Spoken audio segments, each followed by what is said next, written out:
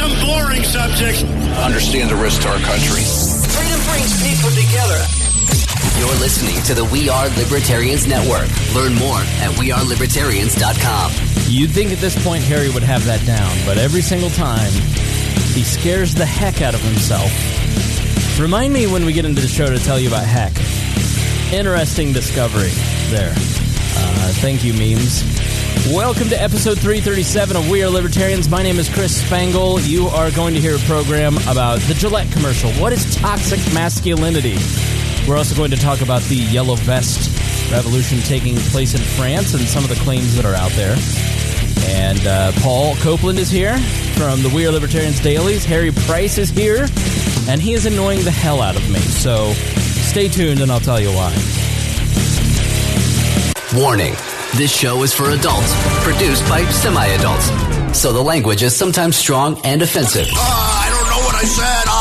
Welcome to We Are Libertarians, where our goal is to help you sound smarter while talking to your friends. We examine current events from a libertarian perspective while treating modern politics with all of the irreverence it deserves. There has been lie after lie. We toss out the screaming heads, put people before political parties, and give context to the news to make you think. Now, here's our host, a 15-year veteran of politics and media, Chris Spangle. It's been several months, and I still love that introduction. I just love I love it. So good.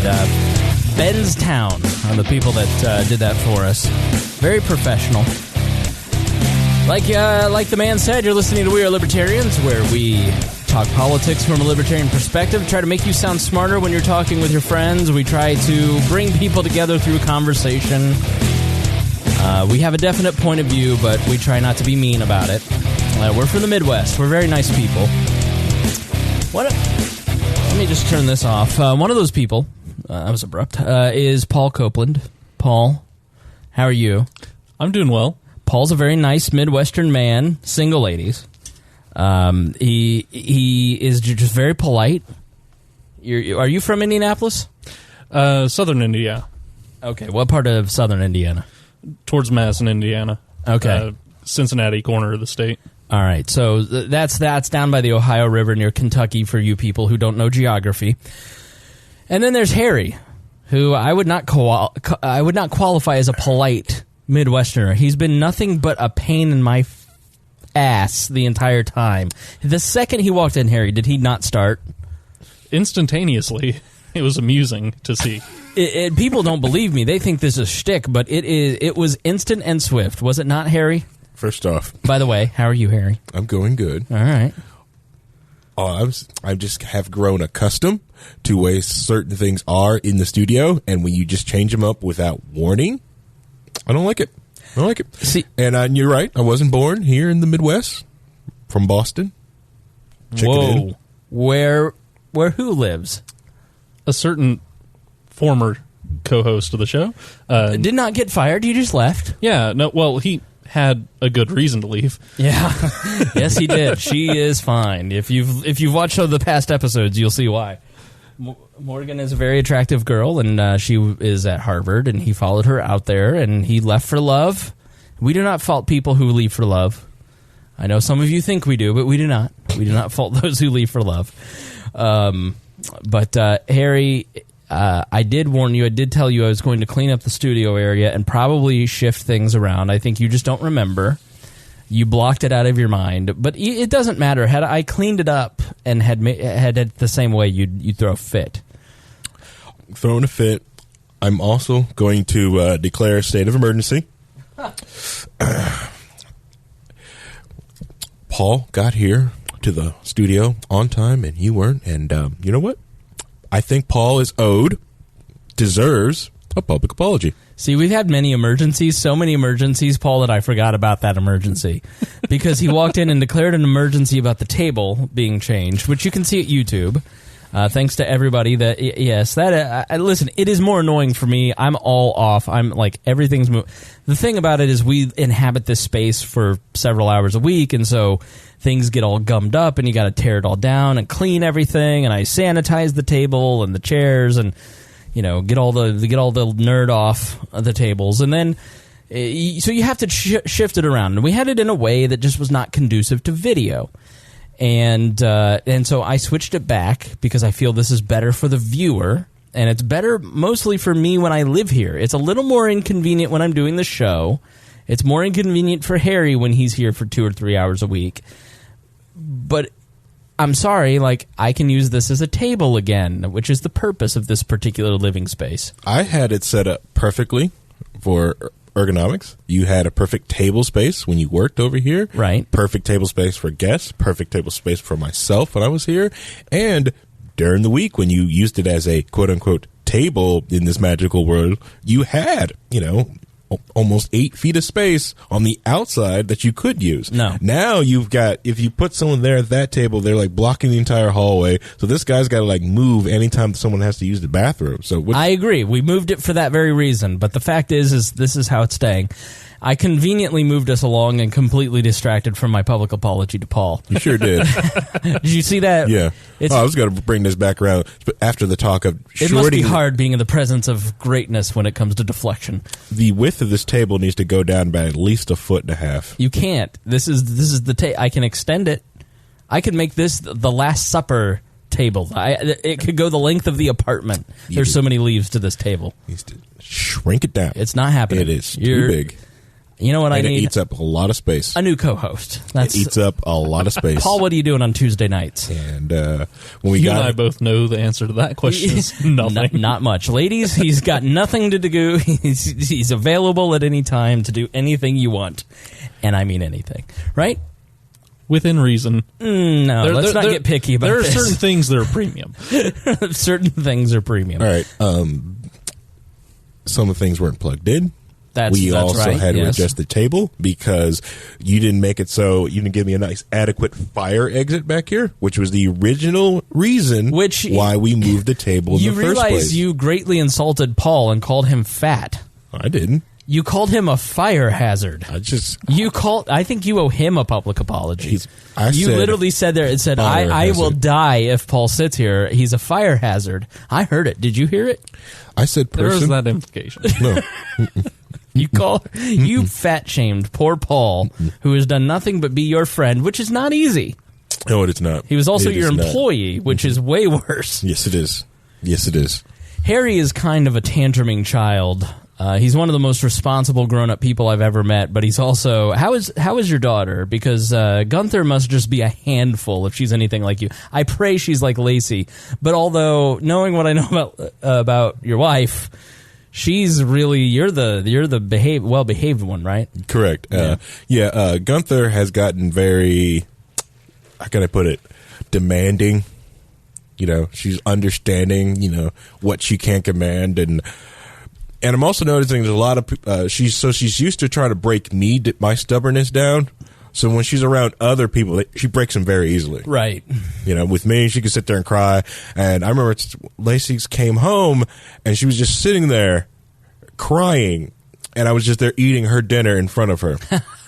Because she was just having a tantrum. I'm like, well, I'm eating this. You know what we're going to do? What? We're going to move the board back over here. There's plenty of space. And I got used to having it just right here, and I'm looking at you, and I can do all my little things. I can't go all the way back here. This is inconvenient. So, I was right? No, you were not right. But moving this over here was a mistake. That part we're going to change right now. Let's do it. We're not. We'll wait till after. All right, the back program. to Paul's apology. Yes, Paul is looking for preferable employment. I won't say gainful employment. Apology. I said apology. I'm getting there. Oh, okay, sorry. I host this show. Co-host. Not in this state of emergency. This state of emergency. You've gone Alexander Haig all of a sudden? Yes. For those of you who don't know, Alexander Haig, when President Reagan was shot, was like the Secretary of Agriculture or something and stood up and declared that he was in charge. I think he might have been Secretary of State, but it was very weird. And George H.W. Bush was like, I don't think so. Who was Vice President? And it's and didn't it spawn like a movie? It was a crappy movie that it spawned off. I don't remember. There was a couple of scenes that it spawned. Was it Air Force One? Whatever, it doesn't matter. It's a crappy movie that it like helped spawn a couple of scenes. Back to Paul. Paul is going to help out and do some things digitally. You know, we don't tag our posts. We have like 2,000 WordPress posts on WeirdLibertarians.com, and he's going to go and put tags in them. He's going to update some. He's just going to do a little spring cleaning, and it's going to be a lot of work. And we were to meet an hour before the program started, and we were going to go through this stuff. And about 6:10, because we were going to meet at 6, I get a note from him that says, "I'm hoping you're just in the bathroom," or something. It was like, and gazing out over the parking lot, and I realized that your vehicle isn't here. And that's when I realized it was Tuesday. It wasn't that I had lost track of time. I've lost track of days at this point. Well, it's hilarious because yesterday you said, "Can you come over tomorrow at 6?" Right. It's like, there's not even like an excuse of losing track of what day it was. It's literally the next day. Literally the next day, yes. This is the level that I'm at now. When I hit 34, something happened, and everything in my brain broke. And all of a sudden I became Albert Einstein without the joy. I leave my house without my pants on. My hair's a mess. That's a joke. My hair's great. That's like the one good thing that I like. I don't know about you, Paul. Harry is full of himself, but I have like one good thing about me as a man who's larger. I look at my hair and I'm like, at least I have that. Like, I have that, okay? At least my physical looks. I'm a solid 5. All right, nobody laughed. I'm a solid 5. I just thought you were reaching, but keep going. But at least my hair is that of a 10. So. But what was I talking about? You got 7 beard. Paul's apology. He's not letting this go. All right, Paul, I am sorry I was late. It was rude and disrespectful of your time. I would say that it won't happen again, but it will happen again unless you remind me, because I'm a mess. Yep. Is that good enough for you? Yeah, 'cause it's bad that you do it to me, which I made myself a key, so it's okay. But Paul, he was just locked out. I told him about that. I called him on the phone. So we talked on the phone so we didn't waste the time. And I was like, yeah, I had to actually have a talk. Like, this is all, like, we banter back and forth, but I had to have a serious talk with Harry when he made a key without permission, without me noticing. It's not like he took my key and went over to the Menards. He took, like, wax paper when I wasn't looking and made a key. And I show up one day, and Harry is here. He's got something in the lock, trying to pick the lock to break into my house. I go, Harry, this is the South Side. You cannot do that here. They don't allow that sort of. You're not going to get through this if you break into my house. But if I took rims, I'd be fine. You took rims. They don't care about the rims. Yeah, but let's be honest. So somebody's got some. Yeah, it's Harry. It's that cable. There's something weird about that particular cable or microphone. So we'll just deal with it. To the left. Yeah, just jiggle and to the left. All right, enough. Let's get on to the big show.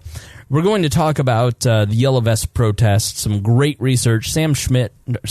That's the. Boys, you may have to take over, Harry. As vice president of Weird Libertarians, getting ready to. You may have to issue Article 25. Article 25, subsection B. Yep. All right. So. You want me to spot it? No.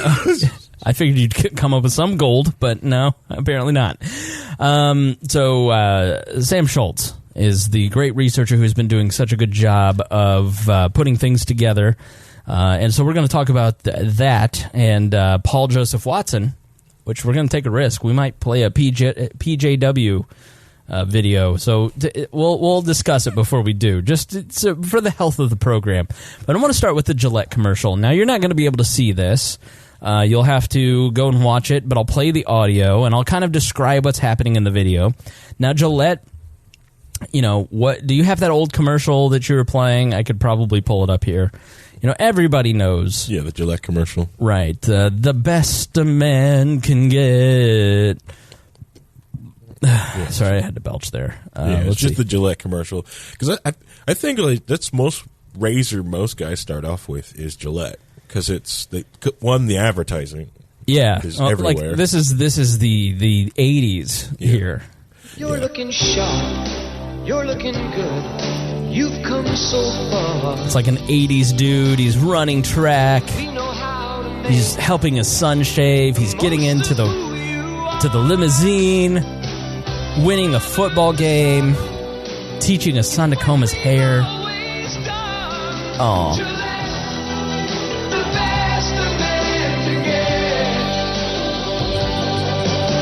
On so many faces, it's plain to see. Now the thing about this commercial, this is from 1989. You know, they're introducing the three blades. You know, astronaut, Wall Street, running races, sports, athletes.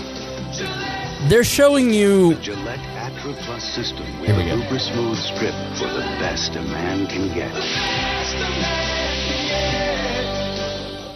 So that is their shtick, right? So the best a man can get, and they air this commercial in '89, and I don't know that this was the first, but this is just the one that popped up on YouTube. And their whole vibe is: here's the modern man, the man who is, you know, a good father and a good athlete and a good businessman and a well-rounded member of society. Here he is getting married, and it's very subtle, right? It's very subtle advertising. Correct. So Gillette used their slogan, and they came out with a new advertisement. Boys will be boys? Question. Isn't it time we stopped excusing bad behavior, rethink, and take action by joining us at the best a man can be? And so the commercial, about 2 minutes long, starts with a black American, a black gentleman. Could be Harry's father, a very good-looking, handsome man, looks sort of like who is Avon Barksdale's assistant in The Wire. Idris Elba, he looks kind of like that. He's staring in the mirror, and he's got this tough look. And this is how the commercial opens. Bullying. The Me Too movement against sexual harassment. Masculinity. Toxic masculinity, bullying, Me Too. It's the best a man can get. Is it? And there's an image of a group of teenage boys chasing another teenage boy. A boy in his mother's arms. His text messages are coming in that say, "Everyone hates you." We can't hide from it. Sexual harassment is taking over. It's been going on far too long. Some images on TV of groping on television and commercials and cartoons that are a little blue. We can't laugh it off. Who's the daddy? What I actually think she's trying to say. Making the same old... There's a boardroom, and he puts his hand on the woman's shoulder and says what she's actually trying to say. Old excuses. Boys will be boys. Boys will be boys. Boys will be boys. But something finally changed. Allegations regarding sexual assault and sexual harassment. But she says And there will be no going back. Because we believe in the best in men. Men need to hold other men accountable. Smile, sweetie. Come on. To say the right... A group of teenage boys at a party, and one of the guys says to the girl, "Smile, sweetie," and another man steps up and says, "Come on, dude." Thing. To act the right way. Bro, not cool. Not cool. So, a woman walks by, and a guy starts trying to catcall her, and another guy grabs him and says, "Not cool." Already are. In ways big and small. I am strong. Now, there were some boys fighting, and that's what prompted all the dads to say boys will be boys. And one of the little kids, probably about 5, is getting his butt kicked in this fight. So now one of the dads runs over and grabs the boys. But some is not enough.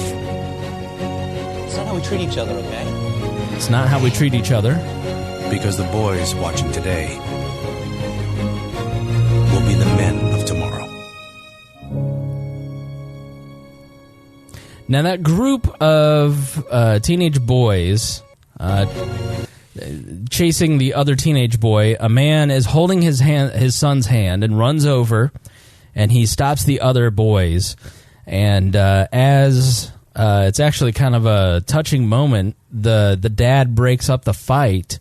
You start to see the gaze of his son watch him break that fight up. And then you see the faces of all these other boys in all these other situations where men are stepping up and saying, that's not how you treat a woman, that's not how you treat another man, that's not how you treat somebody. You start to see the faces of these boys as you hear this voiceover. But some is not enough. It's not how we treat each other, okay? Okay. Because the boys watching today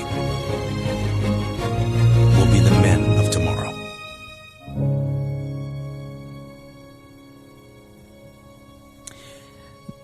Men can only be men. It's only by challenging ourselves to do more that we can get closer to our best. We are taking action at thebestmencanbe.org. Join us at Gillette. Now, solicited some comments on this on social media, and I wanted to see what people thought of it. And I hit up our group where we talked. We didn't talk about this, but there's visuals. If you want to see the actual apartment, then you can go watch the Facebook Live that we did before the show started in the group, but also weigh in on this if you would like, because I'm interested in your thoughts, because this seems like it's easy and it seems like it's complicated in different ways, which we'll kind of get into. But I think it's an important conversation, and it's sad that commercials have to spark it. So Chris on Facebook said, well said, that commercial is awesome. My comment when I posted the video on Twitter and Facebook was, if you're mad about the Gillette commercial, you're probably the guy that needs this the most. Female after female after female have been liking my comment. Let's see. Lynn says, the best commercial ever. They should have saved it for the Super Bowl. Trent says, I watched it just to see what the commotion was about. If I had to complain, I'd say that the term toxic masculinity is subjective and can be modified at whim. But that's about it. I'm not losing sleep over it. I'm a Barstool Safety Razor guy through and through. Amanda Jordan, apologize for saying your last name, but Amanda says, I'm glad you posted this. Ironically, it will carry more weight if men voice their support. I just get called a feminazi if I say anything. And Lynn replied, so true. And I said, members of the in-group can be more honest. So in-group meaning we're in-group of men. Mm-hmm. Out-group meaning women. Harry is the in-group of black Americans and waifus. And then Paul and I are the out-group of black Americans, right? We're on the outside looking into that particular group, and Harry's looking into white America going, white people. Food needs more spice. Appropriate your culture, use mayonnaise. Mayonnaise today. And so what's really important in society and what we really try to preach here in We Are Libertarians is that Harry has different experiences as a black man that we can learn from as white men. Women can learn from men, and men can learn from women. I think one of the great things about the Me Too movement is that men are sitting there having conversations with their female friends going, oh, I didn't understand what it was like for life, to experience life through your eyes. Sometimes I think men get a little angry because we don't feel that same appreciation of, I need you to understand how life presents itself as a man in 2019.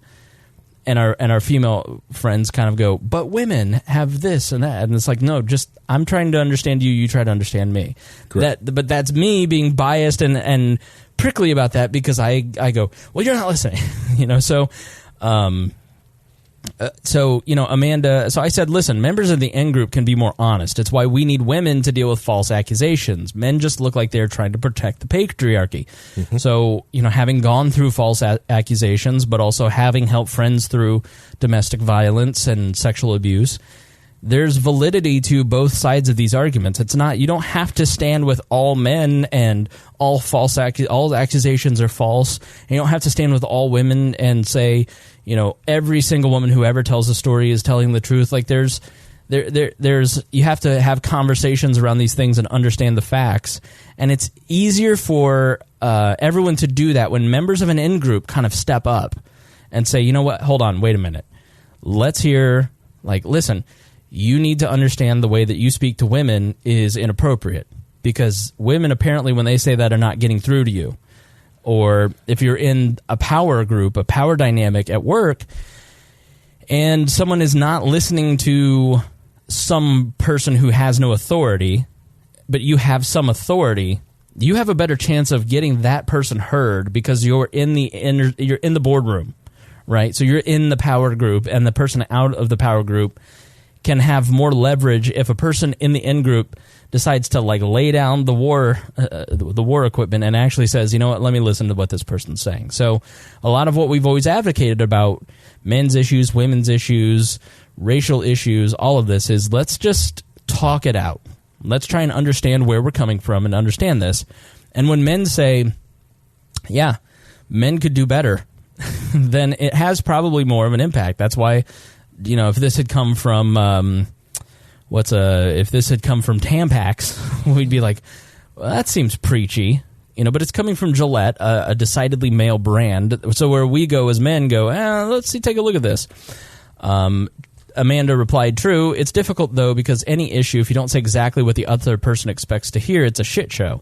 There's also a wealth of misunderstanding on all sides, but like karma, cognitive dissonance is a bitch. Cullen replies, I think this commercial is really stupid. The people that made this are dirty buttholes. It is kind of dumb on the aspect that I'm tired of, what is it? Deodorant brands or different commercials trying to be, doing all this stuff for advertising's sake. Yes. No, I should send them a bill for $200 for the advertising for this particular program. Yeah. This is native advertising. This is viral marketing. This is, I'm going to do something that sparks conversation. I think there's good intentions behind this. Mm-hmm. I think, whereas like with Nike, they intentionally provoked a certain segment of society and wanted to raise the ire of a certain group of people, mainly white Americans, by using Colin Kaepernick. Mm-hmm. And they were intentionally trying to provoke. Whereas I think with this, they're trying to go for a much more neutral, like, here, we believe this. I really believe in pretty much everything this says. I don't know about you guys. Like, when I hear this, when I watch this, it grabs me. I go, yes, I agree with this. And there are men, and myself included, that can do better in certain aspects. Just like there are women who can do better in terms of their role in society and and aspects of their personal growth. Like, I think every human being grows into being a better person. So, like, the content of the ad, I don't have a problem with. But I think where people get disconnected, like you, is like, you're marketing to me and I'm falling for it. Well, yeah, they're just trying to. They're going over to social cause and trying to market with me. They've done that with the last few Dove ads. They've done that with also like a lot of ladies deodorant in the past. So they just kind of moved it over here. With the ad, I did have an issue with them saying toxic masculinity because it's not real. It's poorly defined. People are getting hung up on this, but this was like a setup. But it was a setup. The problem is it's poorly defined. Right, but that's the issue with like, that. Listen to how it's like a news report. It's really like, as a person who would write a commercial, like, listen to the way that it's used here. Bullying. The Me Too movement against sexual harassment. Masculinity. Is this the best a man can? It's not the voiceover guy saying men are toxic. It's sort of like, it's framing. It's framing. It's saying, here's what you need to expect. And like, toxic masculinity clearly is one of those words that got your attention, which is what they're trying to do. The only thing it did was made me get defensive and think like, here's the straw man building. They're building it up. Right. Well, I think one of the bigger problems is a lot of men are feeling attacked from all angles, because you have the I forget which psychology board coming out here in just the last couple of weeks here, and basically saying that traditional masculinity is toxic in nature. And, a lot of men are looking at, like, what? Being the provider for my family? That's toxic? Right. Those traditional roles, those traditional values. Right. And, as somebody who aims for a more traditional role in a family myself, when I see something like that, and I have to admit I haven't gone through to read everything that they've put forward there, but it feels kind of insulting. And I think that, that followed up by a commercial from Gillette, they don't even need to exactly look at what the actual messaging is. They just feel attacked. I feel it's the wrong tone necessarily to take, especially for a toiletries company, getting involved in the social quagmire. Yeah. Now, this is the story you referenced, Brianna Helt at Town Hall, which is a right-leaning source story. American Psychological Association, the APA, which is a big deal, labels traditional masculinity as harmful. So that's the headline. But we know that reading headlines doesn't necessarily read the truth, right? Mm-hmm. So let's read a little bit in it. According to the American Psychological Association, the APA, being a traditional man is now considered on par with a mental disorder. Now, this is the writer's perspective. For the first time ever, the APA has issued a set of guidelines for how to approach men and boys specifically within counseling practice. The new APA protocols for mental health professionals working with men and boys released in August, which you can read in entirety by looking up this article, were recently the statement finds that, quote, research finds that traditional masculinity is on the whole harmful. Quote, the main thrust of the subsequent research is that traditional masculinity marked by stoicism, competitiveness, dominance, and aggression is on the whole harmful. The January article from the APA goes on to read, men socialized in this way are less likely to engage in healthy behaviors. What is gender in the 2010s? Asked Ryan McDermott, PhD psychologist at the University of South Alabama. He helped write the new men's guidelines. It no longer just this male-female binary. According to McDermott, boys and men identify as gay, bisexual, or transgender face higher than average levels of hostility and pressure to conform to masculine norms. The particular area of psychology features prominently in the APA's recommendation in working with men and boys. Gender and sexual minorities, too, reads the article, must grapple with societal views of masculinity. This is an ever-shifting territory. When Levant and Rabinowitz launched the guideline and drafting process in 2005, only Massachusetts recognized same-sex marriage. Today, transgender issues are at the forefront of the cultural conversation. So when you hear that... So Rob Dreher at the American Conservative said this move is mostly about the psychologizing the gelding of American males. I don't trust Ryan McDermott to decide what is and what is not healthy masculinity. And I think there is a real war. I do think that, when you hear, things like, or was it, sexism, patriarchy, and male privilege seem to be behind the new guidelines. Masculinity marked by stoicism, mm-hmm. competitiveness, mm-hmm. dominance, mm-hmm. and aggression. Mm-hmm. There's good ways and bad ways to look at those things, right? Like aggressiveness is bad or dominance is bad if you're watching Surviving R. Kelly, which I finished last night. It is a stunning piece of work. It is everything that is wrong with a lot of things in society. I think you guys haven't watched it, have you? No. Okay. I would recommend that you as parents watch Surviving R. Kelly on Lifetime or Hulu and then show it to your girls when they're age appropriate, because it's going to save a lot of lives. And you're going to see the consistent... I want to do a show on it, so I won't go too far into it, but like R. Kelly is a man who is currently keeping a cult of women held at hostage against their will. He married Aaliyah at 15. He had the infamous P tape with a 14-year-old girl and another one of his ladies. He somehow didn't go to jail for that. You have a guy who has just an amazing long track record of doing these horrific things, and everybody in the music industry and Hollywood and the public knows it. The black community knows it. He's still singing at churches. He's still singing at the Olympics. He's still selling records. He's still being promoted until finally the Me Too movement in the last couple of years, where the Mute R. Kelly thing has come along, and people finally somehow have gathered the courage to say, no, this isn't okay.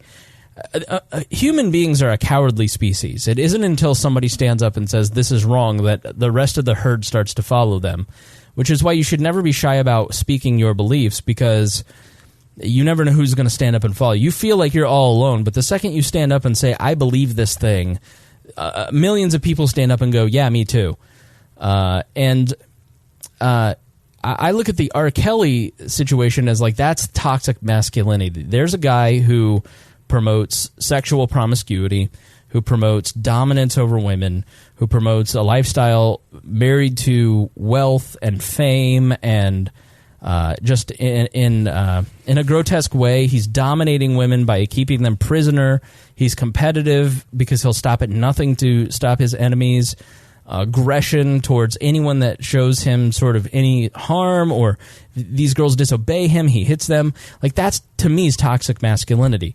But being aggressive in terms of saying a point of aggression for me, it feels aggressive to say, I've had 15 years of understanding podcasting and broadcasting and building digital media brands.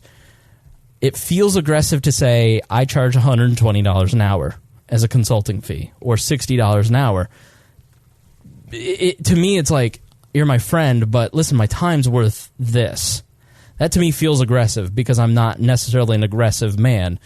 Dominance, I feel that I, on a daily basis, need to dominate myself. I need to capture my inner demons and work through those things and become a better man. It's not my job to dominate other people, but I want to dominate my job, you know? I'm competitive with myself. I think these are masculine traits that are being made, like Dreher said, trying to geld us. Okay. So, go ahead. Right.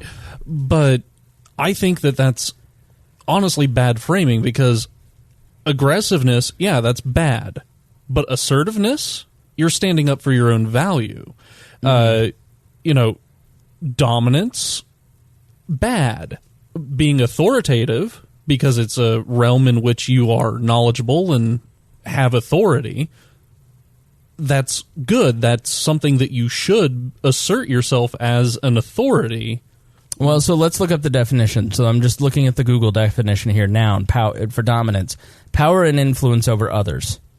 So with power and influence over others, you have a responsibility to use that correctly.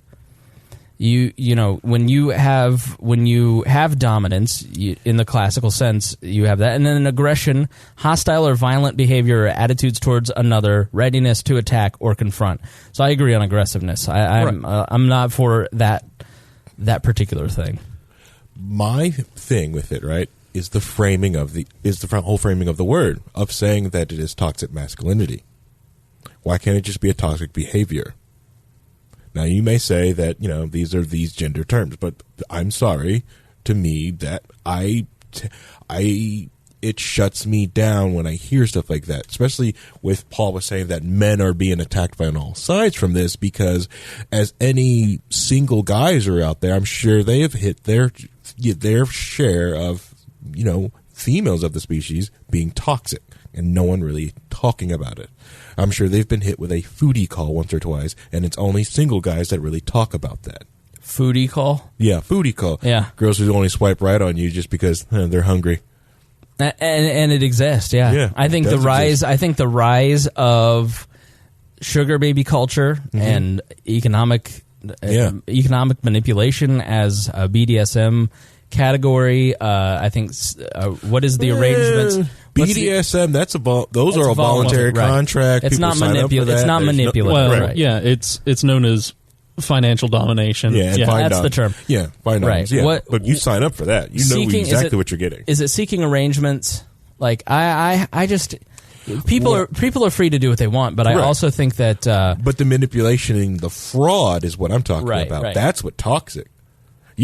That's the toxic part about it. You know, it's not that, like, if you're coming like, hey, this is what's going on, this is like that. It's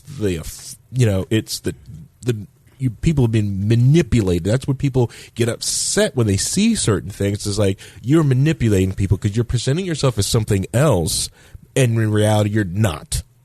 And Right. that's people have problems with that. And that's what I see more of when someone says, well, like this is talked about, like, well, no, because R. Kelly's usually, I haven't watched the show, but usually guys like this in these cults or stuff like that, they manipulate the people and present themselves as a caregiver, as someone in their life. Yeah, absolutely. That's how you reel them in, yeah. Yeah, it's manipulation. Just manipulate, manipulate. And that's what I see as toxic.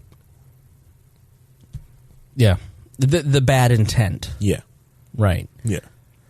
Go ahead, Paul. Yeah, but, like, I think it really does a disservice when we frame very healthy behaviors, such as assertiveness, as something that they aren't necessarily, as an aggressive. You know, going to your boss and demanding, not even demanding, asking for a raise, something that it takes a lot of assertiveness. Mm-hmm. And then we turn around and we frame that same assertiveness, something that advances that person, as aggression, which, to me, aggression is something that is deleterious to others.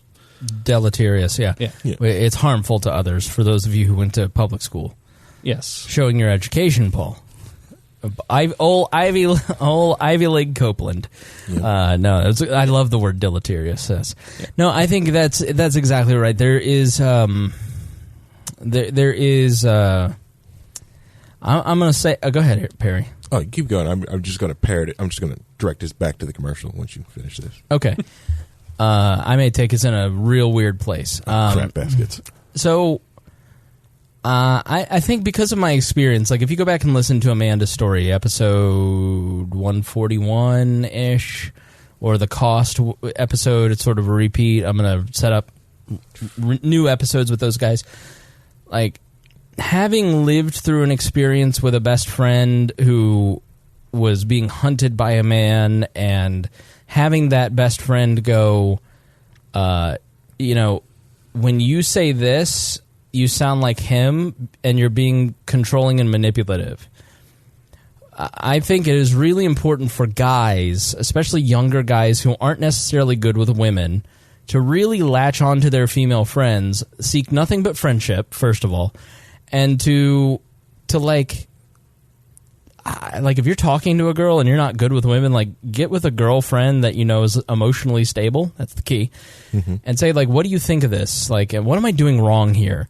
And she's going to point out so many red flags, and that really helped. That helped me a lot. There's another book called Mate by Jeffrey Miller and Tucker Max, and they did a mating grounds podcast, and it's for both men and women. It's great, like, where they really talked about the laws of attraction, and it's not in like that, skeezy the game sort of, I'm going to neg you, because it's that's not what works. What works is being the best version of yourself. Like, if you're a man or a woman and you want to be successful in life, start with improving yourself.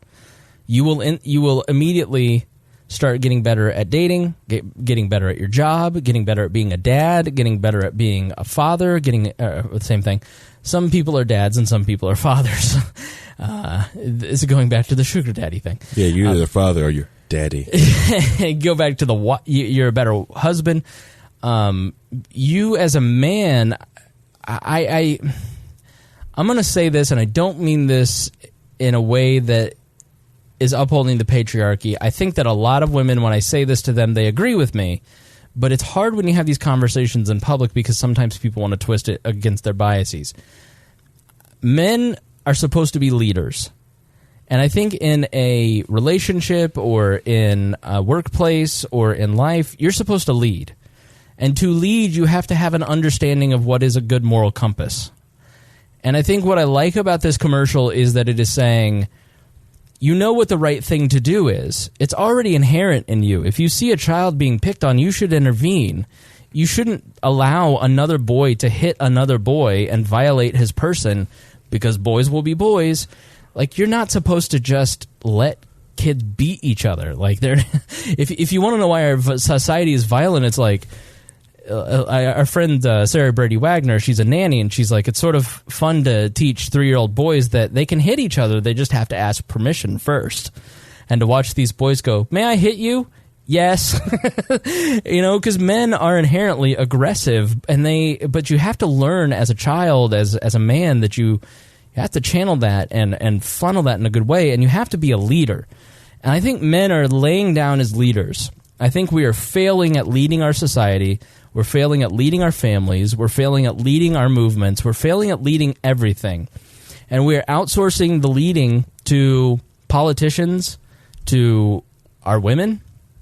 I think that women are just tired. Like, women are fed up, and I think they have every right to be.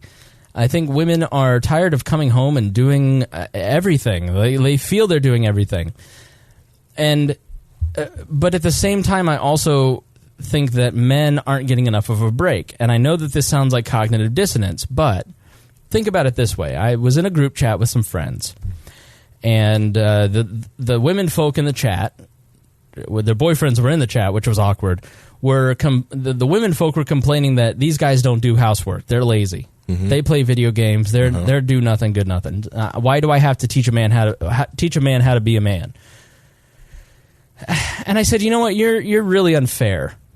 You're being unfair to men, because millennial men, starting with millennial men, are more willing to work on these problems in society than any generation before. Saying, I know there's a problem. I want to know how I can help fix it, as opposed to shut up, broad, or with a Mad Men world, or, like, talk back to me. But you have to understand, we're in a fundamental shift of societal norms in so many different areas of life. And the dynamics between men and women, I think, is one area where things are completely different than they were 2 generations ago. And nobody's having the conversation about how to even, like, arrange housework, right? So your grandfather, the greatest generation guy, that guy didn't do any housework. Did your grandfather's, Harry, yours may be different. What the heck? Are you sure? Are you sure? Are you sure? Yes. I'm not saying every, but by and large. You're right. No one... No one chopped that wood. The roof, magically didn't leak on its own. I'm the saying outside of the house got painted. The grass got cut. There were boy chores and there were girl chores. Yeah. And now I find it hilarious when someone says, like, hey, you're not, keep up with this. Like, dude, laundry is easy compared to cutting grass. I'll do laundry all day than cut grass. Yeah. I remember, like, it's just this weekend. Lacey's like, give me the snowblower. I want to do the driveway. You want to do the driveway? Sure can. She's out there for like a few seconds with that snowblower. And, I just hear it stop. She's just stuck. It's jammed. She's trying to get because she ran over some leaves in it. And it's just like, this is funny. And I'm in there just folding, like, look at that. It's great. It's awesome. Drink another margarita. It should also be noted that you make your wife do all the boy chores. Yeah. Especially when she asks. Right. Yeah. That's the other thing, is this communication there. Just bring it up. Right. Did you talk to him about this? Did you ask about this? That's always like the first question I ask. Like, did you bring this up? No. Well, how'd you bring or if it's yes, how'd you bring this up? Well, I've been yelling at him for 5 years. I don't know. If you just belittle somebody, they don't typically listen to you. But here, let me finish my point. So, by and large, I'm looking at larger trends. Okay? Now, when I do this, it makes libertarians crazy because we're individualists. Mm-hmm. And you have to understand that there are larger trends. Why does medicine exist? Because a lot of, like, I have this little pain on my thumbnail, right to the right of my thumbnail, and it's very tender. And there's a medical condition known as, like, swollen cuticle. And it's because there is a pattern of human beings getting swollen cuticles. Human beings are pack animals. It's why when you go out on Friday night, look at all the North Vests. We mimic each other. Okay, so there are larger patterns that you can kind of grab onto, and I want to grab onto some of those patterns to outline this conversation that I think needs to be had. So your grandfathers didn't do a lot of housework. They may have done the boy chores, but you'd be damned if you caught a vacuum cleaner in your grandpa's hand. And he probably didn't even know how to, right? And so then, and he didn't need to, because both of my grandmothers stayed home. They assisted, like, my sister's a stay-at-home mom. That is more than a full-time job. Like, my sister works her butt off. She may be at home all day, but she's at home all day with 2 screaming toddlers and has to keep the house clean. Now, she does her best. We used to call her Messy Jessie. But she does a lot of work. Like that's a tremendous amount of work. Like he goes to work, he is the breadwinner, and then she does the housework. Like they have a traditional family unit. Now I have seen, like, my nieces are perfect, right? Like they're the best. So I look at that and I go, okay, this seems to work, right? Now our parents, moms had to start going to work. Because all of a sudden the Fed started inflating the currency, wages stopped rising, and all of a sudden, oh crap, we need more money. So both parents started to work. And your dad's held on to those norms of, I'll do the boy chores, you do the girl chores. And then all of a sudden the mom is doing a lot of chores and working, and it's a shift, right?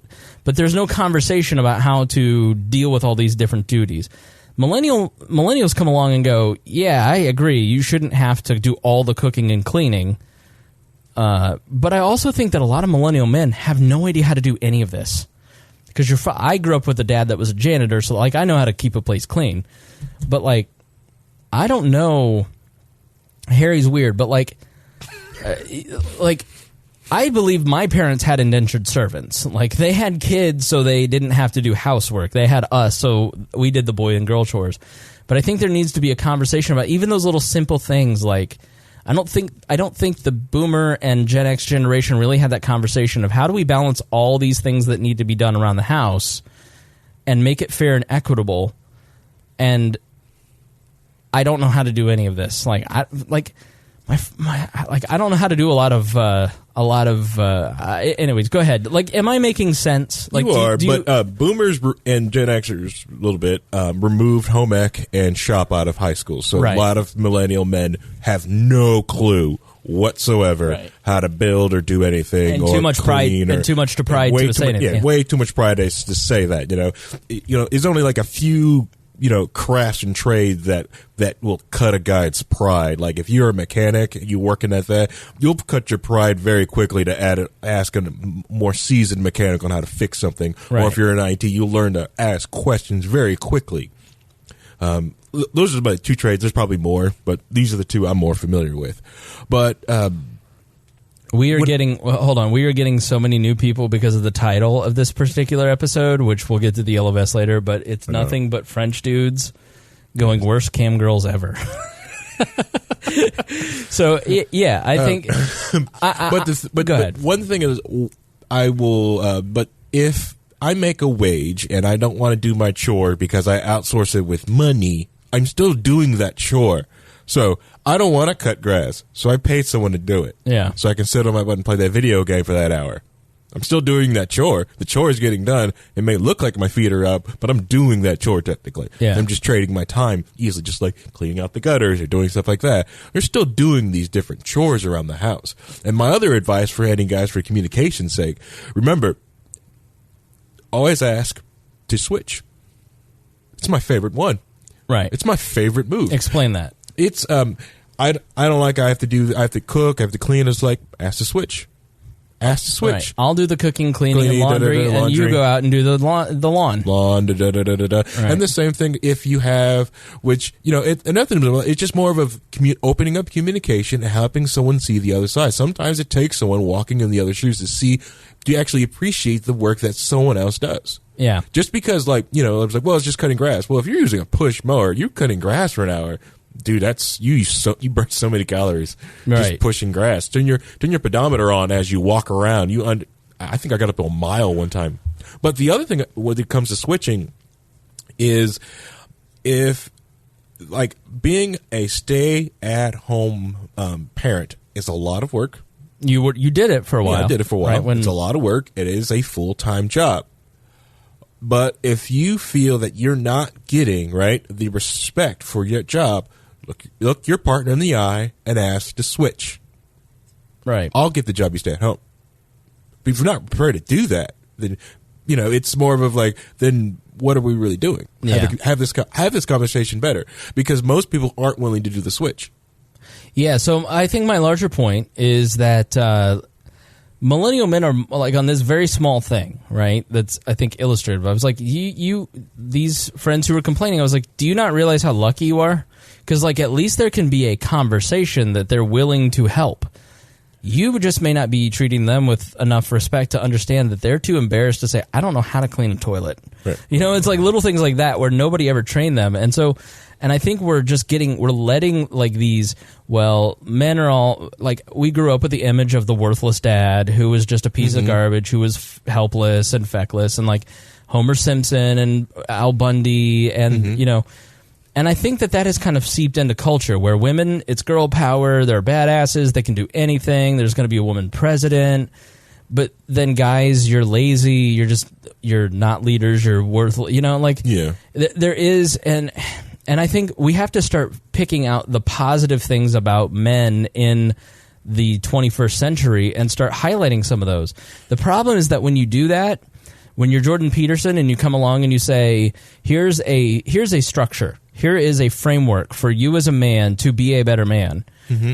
The harpies in this society start writing horrible hit pieces on a guy who has changed the life of millions of men around the world through empowering them to be better partners, to be better men, not to preserve that toxic masculinity of R. Kelly or John Wayne or any of that, but to be an emotionally connected partner who is willing to do the work, who is willing to actually have conversations. The other thing when it comes to when you find out from this whole switch thing, right, is that you can also bring a different set of eyes to the table because the way guys think. Right. Guys, for some reason, majority of the guys I've run into, we think power tools. Right. I'm sorry. I deal with a lot of mechanics or people who mechanically engineer minded. We always go to power tools. So everything's a power tool, right? And everything's a load base, and we processes. Right. So a lot of times, like when I took over the cleaning, it was like, okay, the process here is just wrong. That's the problem. So I went out, got a bigger dishwasher, a bigger clothes washer. I went and got like a power tool thing to clean the toilet faster and the bathroom. So I just sit there with a power drill, gets everything going. And half the time, more tools. That SNL commercial about the stay-at-home dad and that massive tools and stuff like that, dude. That actually, I was like, man, I wanted that. I want to ride on vacuum cleaner. I'd use that sucker. You love new things. Power tools. You love to complicate. You're Mr. Complication. How hard is it to keep a little brush next to your toilet? You save what? 30 I got seconds. A stick with you put a battery in. Done. And shit water going everywhere. You wipe everything down. You're the one who's got your toothbrush next to the shit water and don't lower your freaking seat. That's disgusting. I bet I bring a black light in there on your toothbrush, and that's disgusting. I disinfect my toothbrush, my loofah. Good. My razor. I do a lot. Yep, I do that all the time with the rubbing alcohol. Hit that, kill off those germs, peroxide, whatever. You got to disinfect. It's also, important. black lights are very good to teach your sons to clean the bathroom correctly. All right, I don't want to get. All right, glows under black lights. Yes, those boys peeing everywhere. Make them see their urine. Hey, worked on me with my mom. All right, did you clean the bathroom? Sure did. Click. No, you didn't. How'd you get it up there? How'd you even get it up there? Well, I think you raise a good point, and that's part of what I'm trying to say is more understanding, less blame and accusation. Yeah. Check your bias. I think that you raised a really good point there where and I think men need to see this too, that when you invite women into traditionally male places, they start to change things, but that change can be good too, because women have many great qualities, like they're more empathetic. I think they're more sensitive. They add a lot to the workplace. They add a lot to safety-minded. There's just different ways, different modes of thinking. I think we do ourselves a disservice by saying there are no differences between men and women. I reject that wholly. I understand and appreciate and believe that we should be respectful of people who may, I did a podcast called Creating Maya with somebody who transitioned from a male to a female. And it was a learning experience for me in tolerance and understanding, in appreciation for somebody who I don't understand how they think or why they think the ways that they do or the changes they want to make, but it doesn't matter. Like, this is a person who wants to be called Maya. So as a person who wants to respect another human being, I must be empathetic and understand their struggle and try to see where they're coming from and call them Maya and call her. It doesn't hurt you to be nice. And I like all these 14-year-old boys on Instagram who follow Ben Shapiro, who are just like with trans, it's just like inflammatory. You just go like, what? Like, why don't you actually meet a trans person and understand the hell that they're going through?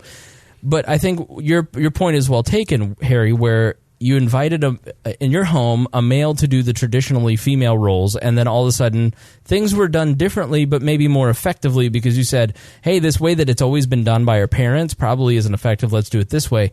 I think male-dominated industries or environments can benefit from having females in traditionally male places, and the environments can kind of change. Correct. Yeah, it's better for me, and it's just a way of thinking. Like, to me, I'd rather run the dishwasher 5 times to clean like 2 dishes other than sitting in the sink going like this, because I could just hit a button and walk off.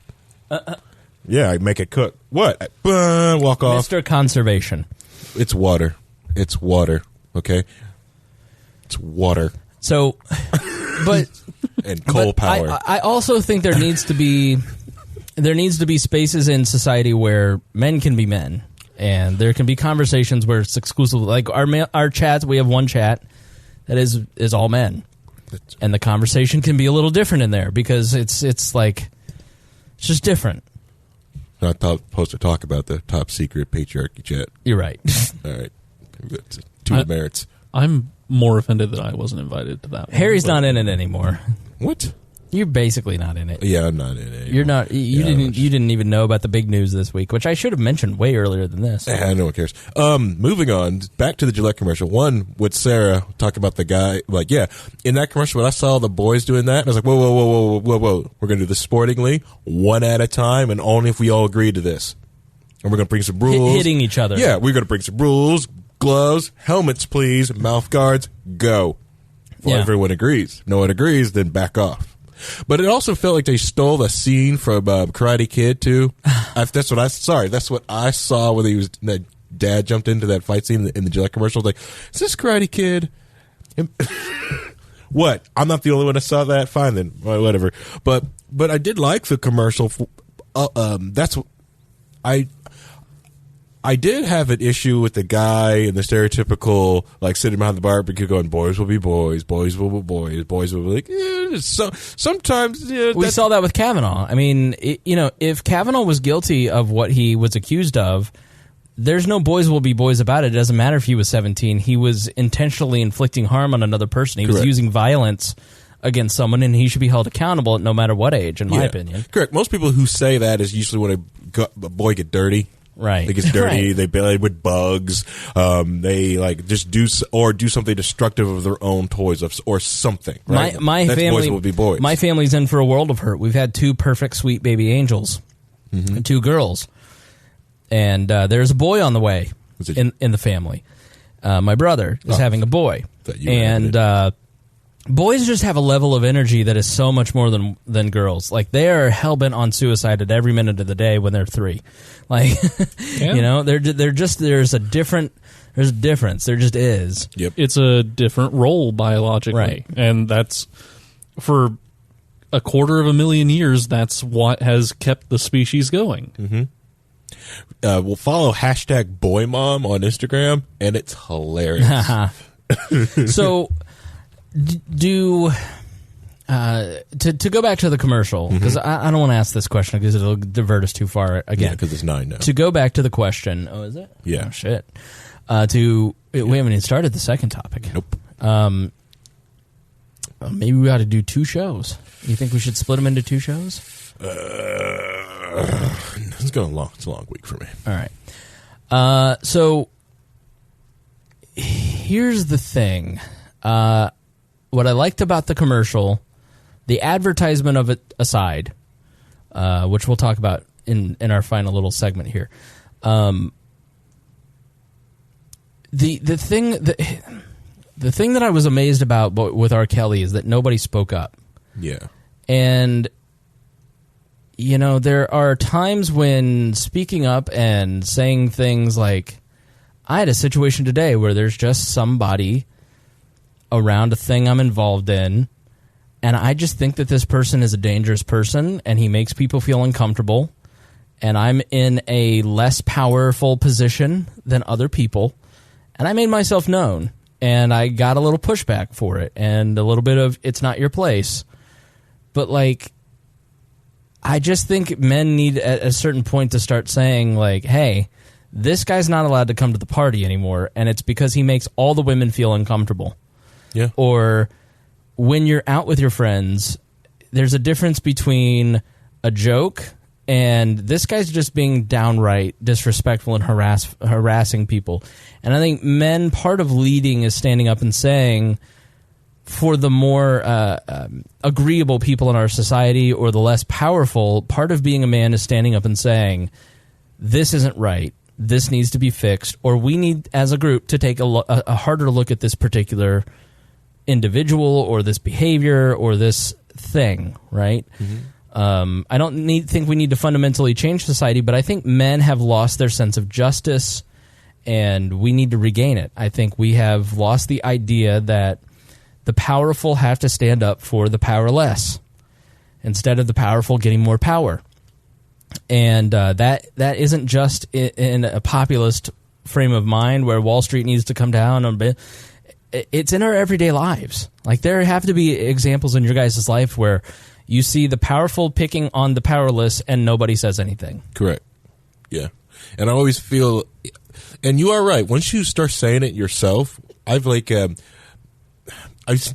seen it at work too, and I've just, when someone say something and they just kind of laugh it off like, hey, that's uncool, honestly, you change your words. Right. You know, I see what you're trying to say, but the word you're using is offensive. Right. You know, we're all working professionals here. We're all engineers. You know, you can think of another word.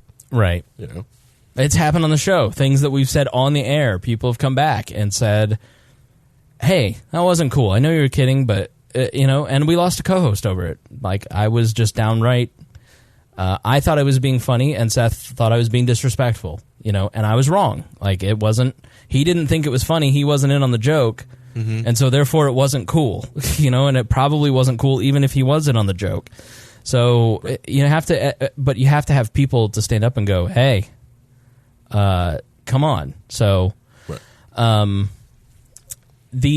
The other part of it is that we're being sold something here, like corporations are using positive messages like this. You can look at it two ways. A, they have a platform and the money to push that positive message, so good. We need some corporations to take social responsibility. Or B, it's a cynical ploy for them to get conversation on podcasts for free. Yeah. I just want Gillette to lower their prices. I love the razors, but I don't shave enough to buy them. So I actually use Harry's razors now. I'm a Harry's man myself. Yep. They last long enough. Yep. Actually got and I hated the razors. Then I watched your boss shave with it, and I copied his technique, and it shaved better with it. Yeah. Yeah. Excellent. Yeah. All right. So final thoughts on this issue before we move on to the next subject. I'm just sorry. I just weirded out. Just realized your boss showed me how to shave. Did he wrap his arms around you when he did it, or? Well, I didn't shave when I was with my dad and living in the house. I didn't start shaving until I left the house. So yeah. Yeah. But, yeah. No, I just have a little bit of a problem with a major corporation weighing in on political issues the same way that I don't necessarily want to hear my favorite band's political views. To me, it's a time and a place sort of thing, and maybe it's the time and the place for them to be involved as a corporation, but I don't know. Yeah. I think we're just past the point where your favorite brand is just trying to advertise to you. This is society now. Everything is political. Everything is a message. Everything has meaning. And it's partly because millennials who attach everything they do to meaning are now taking a greater share of the workload and the decision-making roles in their corporations and in business. And we fundamentally think that if you're going to do something, it ought to have a purpose. Yeah. I'm not quite sure how I feel about all that. So. All right. Well, I'm glad we could have you on to say that you weren't quite sure. That's great analysis. I'm just not sure. No, it's fine. I'm teasing you. You should say I'm not sure. If I'm honest, I was distracting him with the always campaign of the throw like a girl and run like a girl campaign. Can you please stop playing the waifu game in the middle of the podcast, by the way? No. Yeah. All right. So Paul Joseph Watson is connected to InfoWars and it says he's a former conspiracy theorist. And I after Trump won, started watching all of the new right, alt-right, all those people. You know, Paul Joseph Watson fundamentally rejects the term alt-right, so I will not call him that. The New York Times would call him that, but I think that, like, Richard Spencer is alt-right, but this is the new right, okay? So, go ahead. Yeah, because Paul Joseph Watson isn't alt-right. Alt-right isn't right-wing. Right. Paul Joseph Watson is actually right-wing. Right. Alt-righters are lefties who want to call themselves right-wingers. Right, who are fascists. Fascists, yeah, they're left-wingers. So, he's a controversial figure, and he's not necessarily somebody that we would normally play on the show. But I have watched a lot of his videos. I've watched a lot of Alex Jones. I've watched a lot of Count Dankula. You know, we've played these people on the show in the past because sometimes they have something that I think is important or interesting to say. And no Luke Rudowski? I never have heard that name. He did a great video of him actually, down there in France and in Venezuela. So right, I'll send you some. So I don't know if I want to play the video because it's 7 minutes long. I want to kind of break down some of the points, but we probably should. But here's my thing. I don't want to play this video because I don't want people to think that I agree with everything the guy has ever said, because I don't know everything he's ever said, and I probably wouldn't like a lot of what he may have said, and I like some of what he has said. And I wonder if there is a space in the world, and I attended this conference online this past weekend, held by the Free Thought Project, which, a lot of people in the audience would consider fringy or conspiracy theorist. And I'm the type of person that will literally talk to anybody. I don't consider myself a conspiracy theorist. I have one former listener who is still very angry at me and sending me emails and documents about 9/11 because I don't believe in the 9/11 truth conspiracies or whatever. I'm not a conspiracy theorist, but I have changed my mind on that particular term. I used to mock people with it. I used to label people with it. And over the last year, I realized I'm being a useful idiot. When I use that term to diminish a person's being or every word that comes out of their mouth, I'm actually being part of the censorship problem.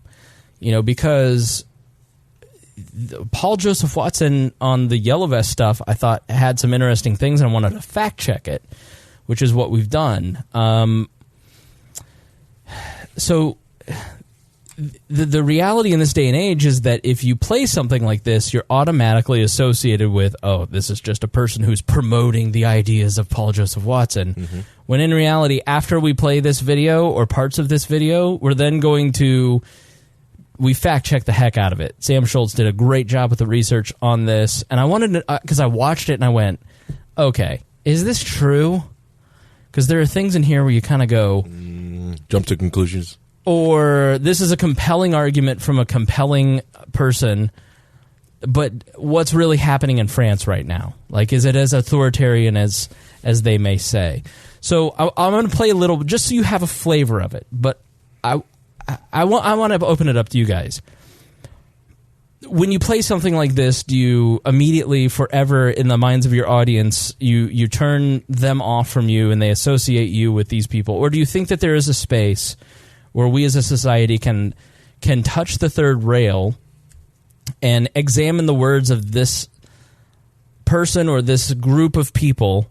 Because to me, Ocasio-Cortez, that Green New Deal episode was stunning. That is a far more radical person than Alex Jones is. Like, Alexandria Ocasio-Cortez her ideas are absolutely frightening. Mm-hmm. Alex Jones, I don't think has an ideology. I think he just has a bunch of feelings. Yeah. But like he's the GOAT in society, but then this person's celebrated and you go, this doesn't add up. But like, we'll take the left, we can talk about the left without penalty. Mm-hmm. But you can't talk about anybody who's on the right that is influencing a lot of people. Right. I mean, am I crazy to play this? Am I going to forever ruin We Are Libertarians? You've tried to ruin it in the past with various clothing choices. So, yeah, I doubt this will do anything. Okay. Do any harm. Paul, You're much less of a... I really want to give some credit to our audience that, we can examine the ideas of another group without them assuming that we've adopting them. Yes, yeah. You're right. Our audience it's adults. We're going to treat our audience like adults or semi-adults. Well, no, our audience are adults, but we're semi-adults. Oh, okay, right. All right. So this is Paul Joseph Watson, a YouTuber, and he works for InfoWars. So here's what he had to say about.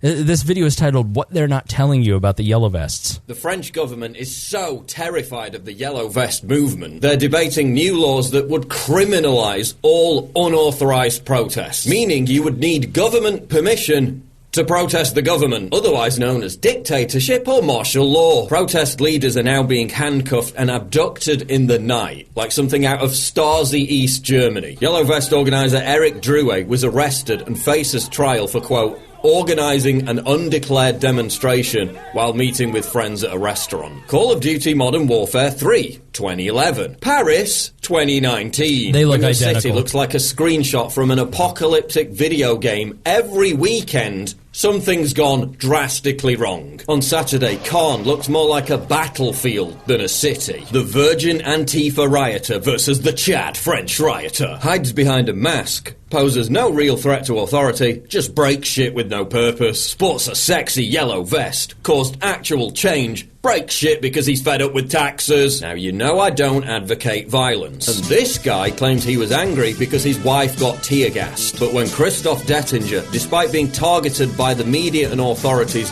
doxed and having his home raided, becomes an overnight icon, you know whose side the public are on. I don't want to see Paris torn up, but when Antifa attacks banks, the left cheers. When yellow vests do the same, it's a dark harbinger of a fascist takeover. But President Macron is a globalist authoritarian, and the only way authoritarians know how to react to disobedience is with violence. But the underpaid and overworked French police will eventually join their fellow countrymen, and the king will have no clothes. As Tom Luongo writes, the Yellow Vest movement is coffin nails for the EU because it illustrates how the EU is a scam and all of its policies were designed to do exactly what it's done. Impoverish the working classes, enrich the aristocracy, and enforce it through a Byzantine bureaucracy that makes the world of Terry Gilliam's Brazil look like a Toyota factory floor. Now Yellow Vest activists are tearing down EU flags. When he was elected, Macron was hailed as the saviour of globalism. Little over a year later, and his approval rating is at 23%, while his citizens are using forklift trucks to smash into the Ministry of Finance and Economy building. Meanwhile, the establishment has set in motion a character assassination of the small but growing Yellow Vest movement in the UK. Ramona MP Anna Soubry was called...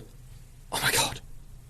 She was called a Nazi! Soubry is a Nazi! Right. Prompting a contrived, hysterical media narrative that new laws need to be passed to prevent the abuse of politicians. Because Anna Soubry would never smear ordinary working class people as Nazis or fascists. Would she? These are fascists, fascists, fascists, fascists. Owen Jones is the voice of the working class. These gentlemen were just the wrong kind of working class. Yeah, where was the outrage when Jacob Rees-Mogg's children were being abused by vile left-wing thugs? Your daddy's a totally horrible person. How about Nigel Farage's family being repeatedly attacked and abused? So there is a real double standard here that those of us that have taken on the establishment have to endure the abuse.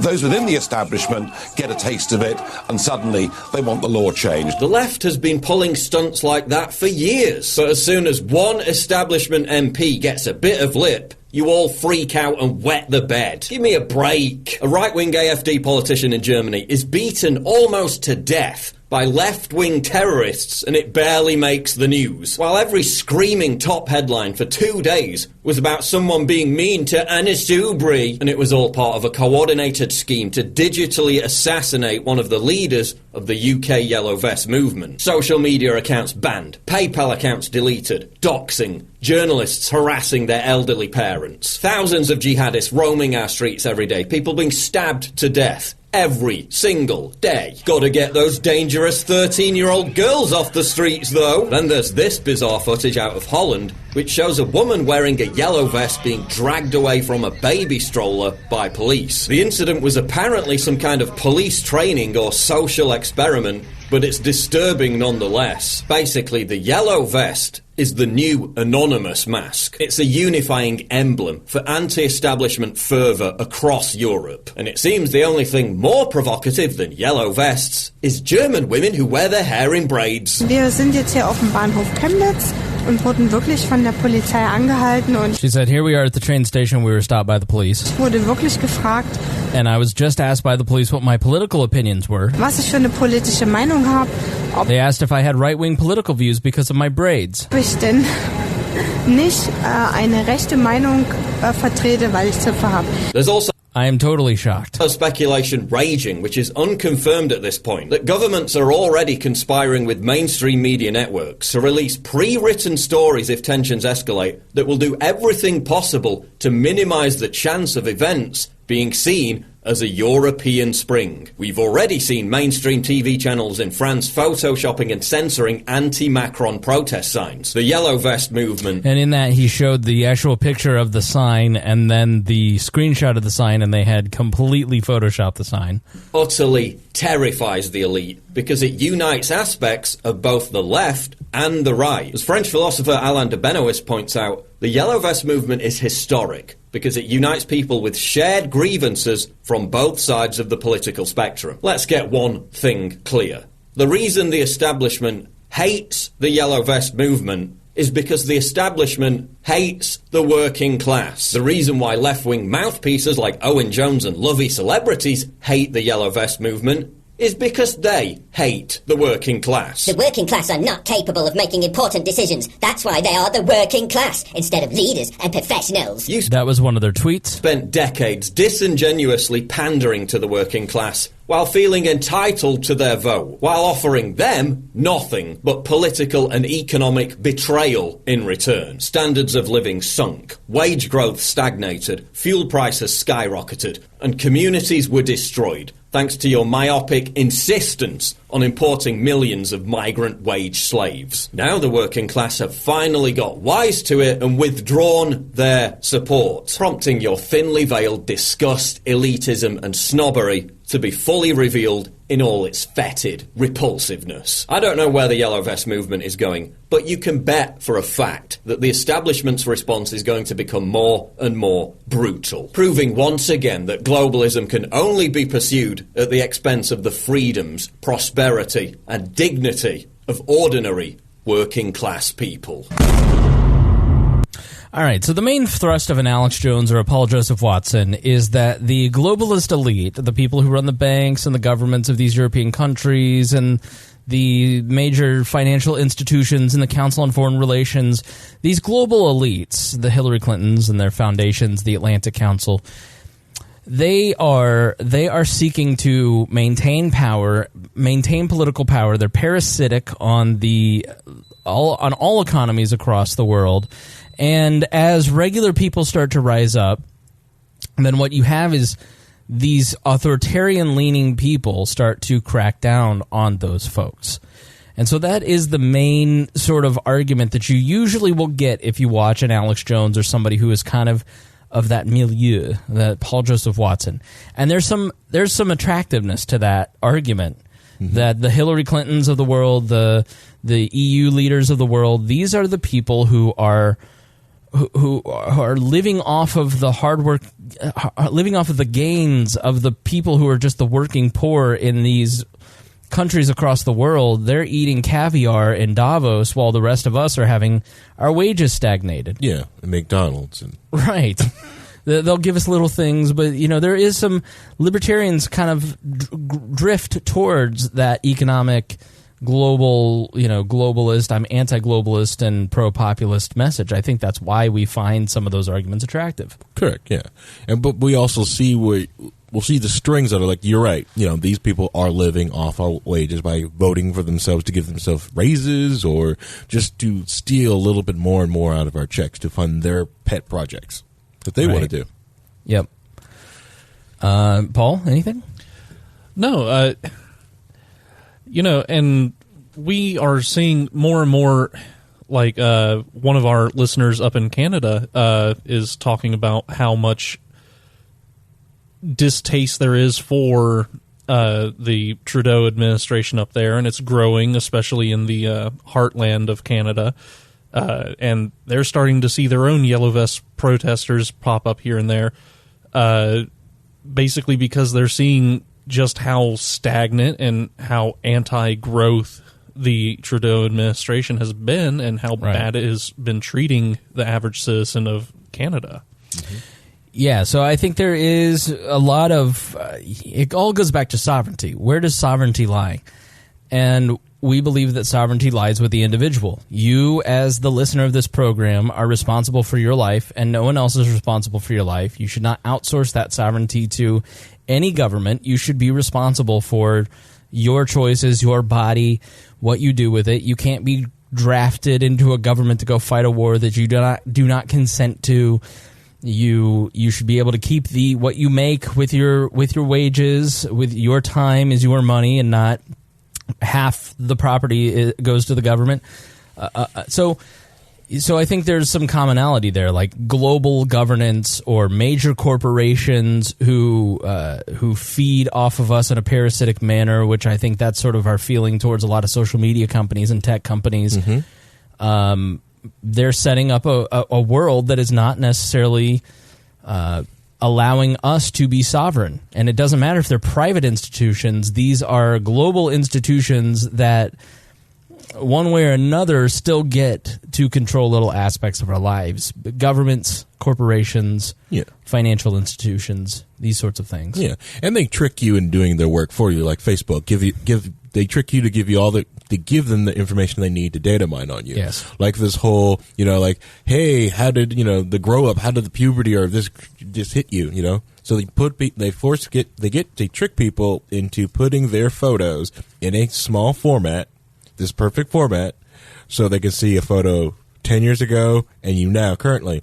It's perfect for an AI program to learn, your growth patterns. Yeah. To see how, okay, so this is how we can age photos. We can teach the AI program now to age photos now. Thank you. So, yeah, you do that, and you don't know where the 10-year progression meme starts, right? Yep. You don't know where that's some started. BuzzFeed writer. Mm-hmm. Was it? I do believe so. But who knows? Where do they get their funding from? Where did they get that idea from? Yeah, exactly. Look up Google Project Mockingbird. Yeah, so that's why I was so proud. I see that Dear Leader wanted to do it, and then he flipped it. I was like, oh, perfect. If they are, scrubbing people's photos in that format, he just screwed it over. Mm-hmm. Always thinking, how can I screw the NSA? Yep. So we had Sam, one of our researchers, fact check this video just so because there's a compelling argument there.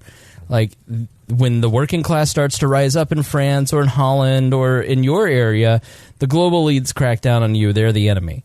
So that's a very compelling argument. But we wanted to take a look at the individual facts. Are citizens being cracked down? Do you have to get a license? Those sorts of things. So the first claim made is the French government is debating new laws that would criminalize all unauthorized protests. So to protest the government, you'd have to get the government to allow you to protest it.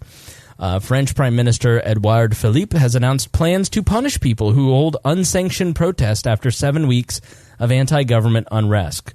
That's the BBC reporting that. All our sources are in here. So if you want to fact-check the people who are fact-checking Paul Joseph Watson, then check it out, all right? It'll be in our show notes. The French government wants to draft new legislation that will ban troublemakers from protest and clamp down on the wearing of masks at demonstrations. So you no longer have the right to anonymously protest your government. They want to force you to show your face. Why? Why would they want you to show your face, Harry, at a public demonstration? For reprisals, so they know who you are. Maybe get yourself a nice little audit. Yeah, audit, a nice good old no-knock raid. But how would they identify you? How would they scan to see who might be there? Basically, what they could do is just use their photos and just match it up different, because they already have your photo on file from your. You got a driver's license? Yeah, your driver's license, your passport. They can use that and try to match you up and find out who you exactly are. It's the main reason they're like, stop smiling. Why? Because we want to be able to match your photo up to something else. I'm sorry, if I'm at an anti-government protest, I'm smiling. Just be honest with you. But Oh, sorry. With machine learning and AI now, we can do background. We can basically take a moving picture of a busy Manhattan street and pick out people's identities. Yep. Just en masse. So they want to force you to show your face. Speaking on French TV, Prime Minister Philippe said the government would support a new law punishing those who do not respect the requirement to declare protests. Those who take part in unauthorized demonstrations and those who arrive at demonstrations wearing face masks would get in trouble.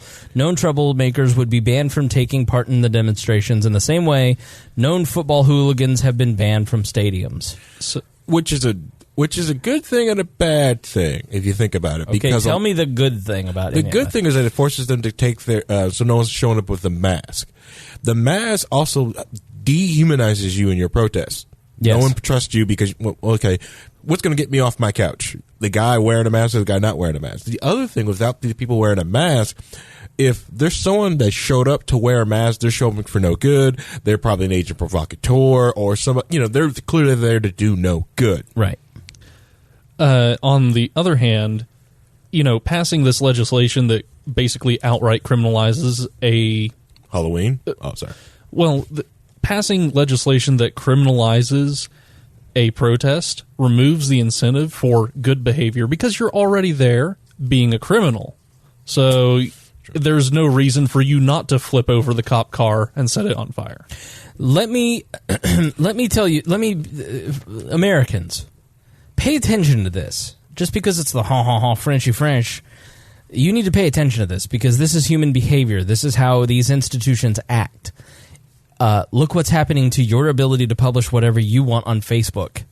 I was just with a group of 50 content creators who are fringy, who are pushing the envelopes in terms of what the government would like on these social networks. These are people who are virulently anti-war, pro-freedom.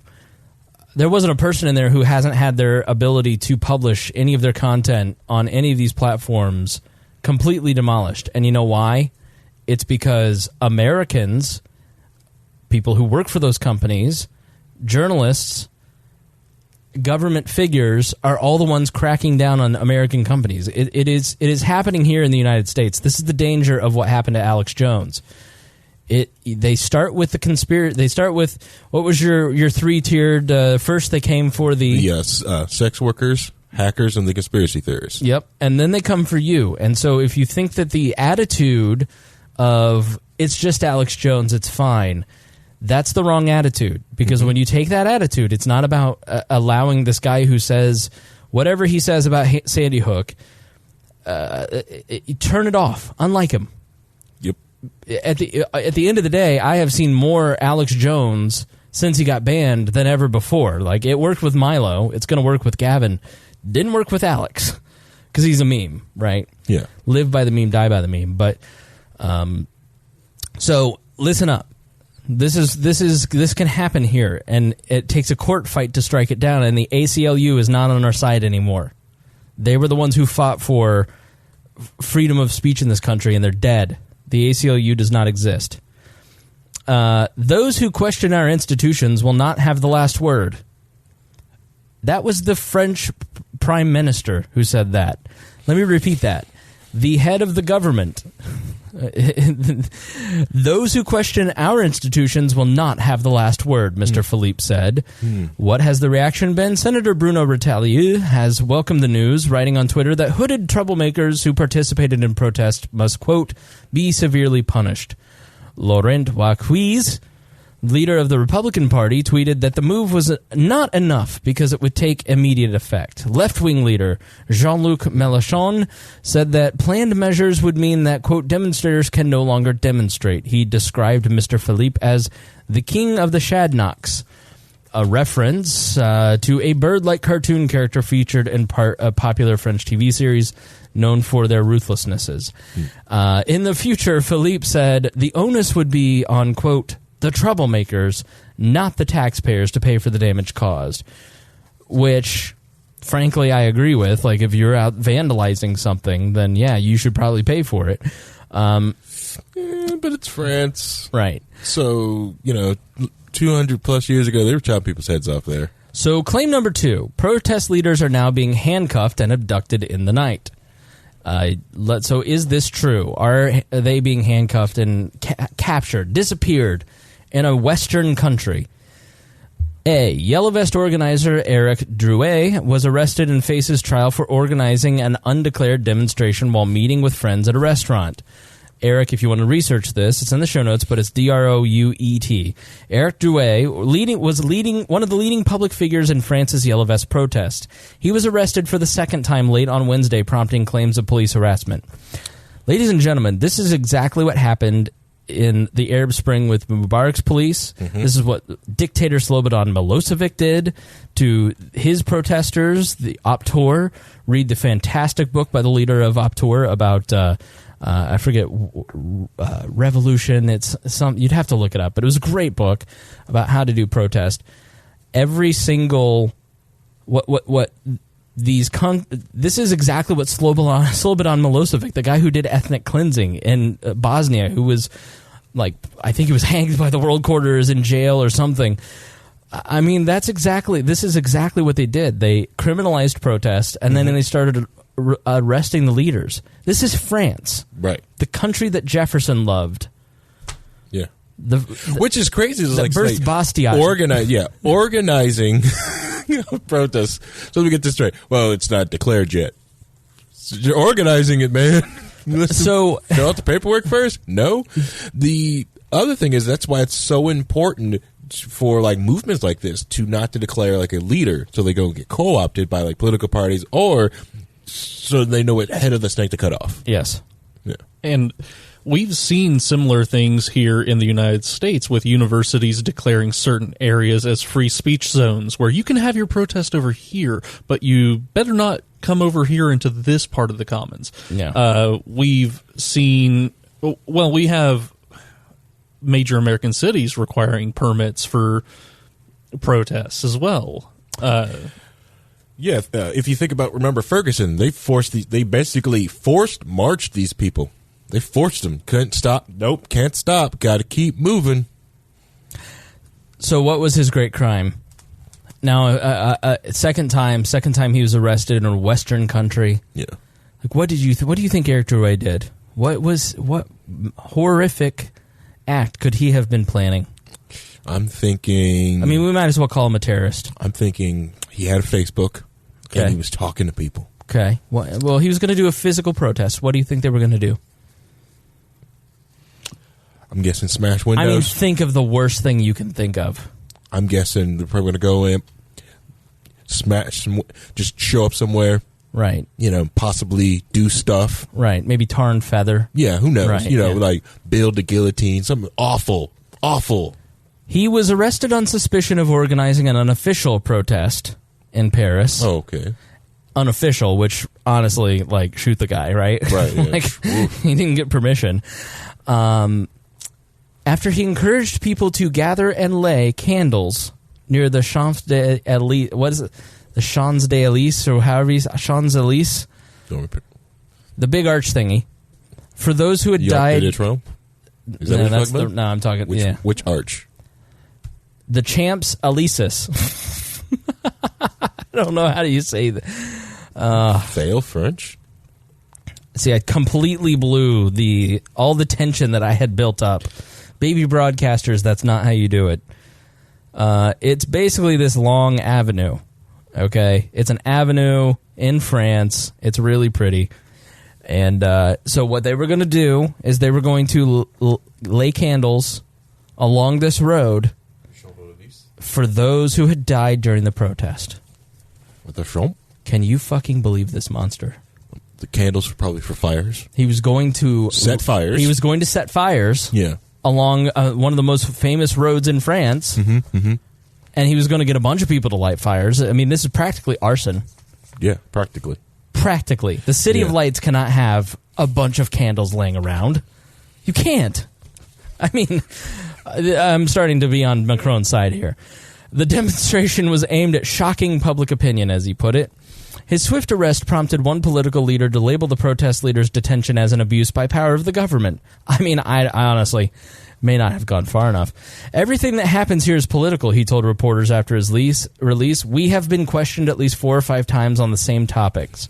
So how did Drouet become a leader? This man is 33 years old. He is a truck driver who rose to prominence during the emergence of the Yellow Vest, the Gillette jaune, or Yellow Vest movement in October and November 2018. I do not speak French, so do not trust my pronunciation. The movement is named after the Yellow Vest that people are required to keep in their car by law.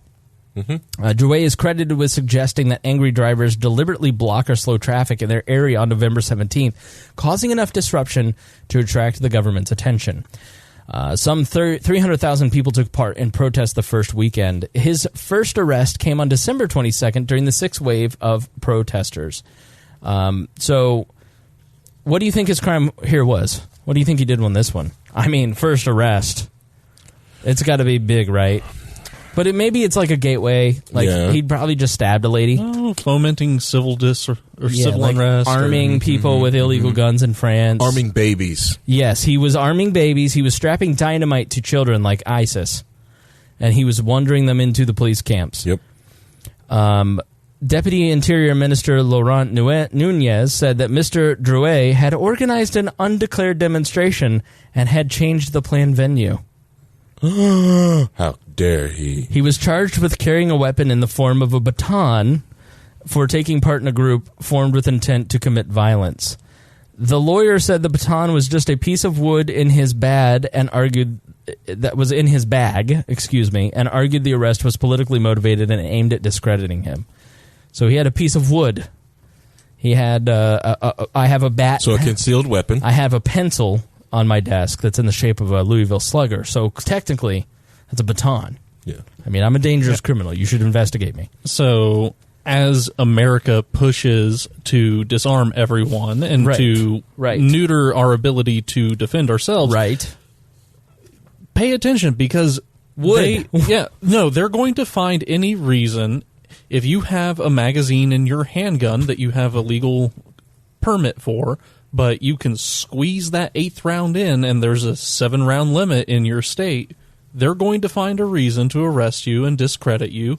And we have a major cultural problem where the moment you're arrested and charged with a crime, oh, well, yeah, he was doing illegal stuff. That's bad. Yeah, he was a criminal. He was detained again on January 2nd for suspicion of organizing another undeclared protest. This is a real bad dude. After going on social media with a call for action, this time a few dozen people took part and no yellow vests were involved. After his arrest, Mr. Drouet's lawyers told the BBC that his client had not taken part in any demonstration but was simply meeting friends in central Paris. He was simply a participant, not the organizer.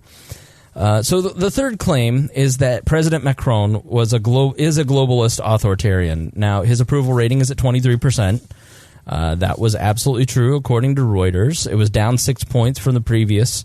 The prime minister who said that the institutions will not be questioned is down to 26%. Macron's approval ratings matches the low charted by his predecessor, François Hollande, in late 2013. Hollande was then considered to be the least popular leader in modern French history. The establishment, another claim, the establishment has set in motion a character assassination of the small but growing Yellow Vest movement in the UK. According to a story in The Local, one of the featured Yellow Vest movement is in the distrust and even hatred felt by many protesters towards the French media. Although physical attacks are rare, journalists are regularly insulted by protests, called liars, whores, journalopes, and are the targets of hateful attacks and death threats on social media. So the journalists are mad that they're getting called names at these protests, even though they've been willing participants in all of the bullshit that has come from the people like Macron and the Hillary Clintons of the world. Like, right? People are tired of being lied to. I mean, it's very similar to what's been going on here in the States, as various groups have labeled journalism that they either don't agree with or that they can prove false as fake news. Right. Maybe a little bit more virulent over in France, which, come on, America, step it up.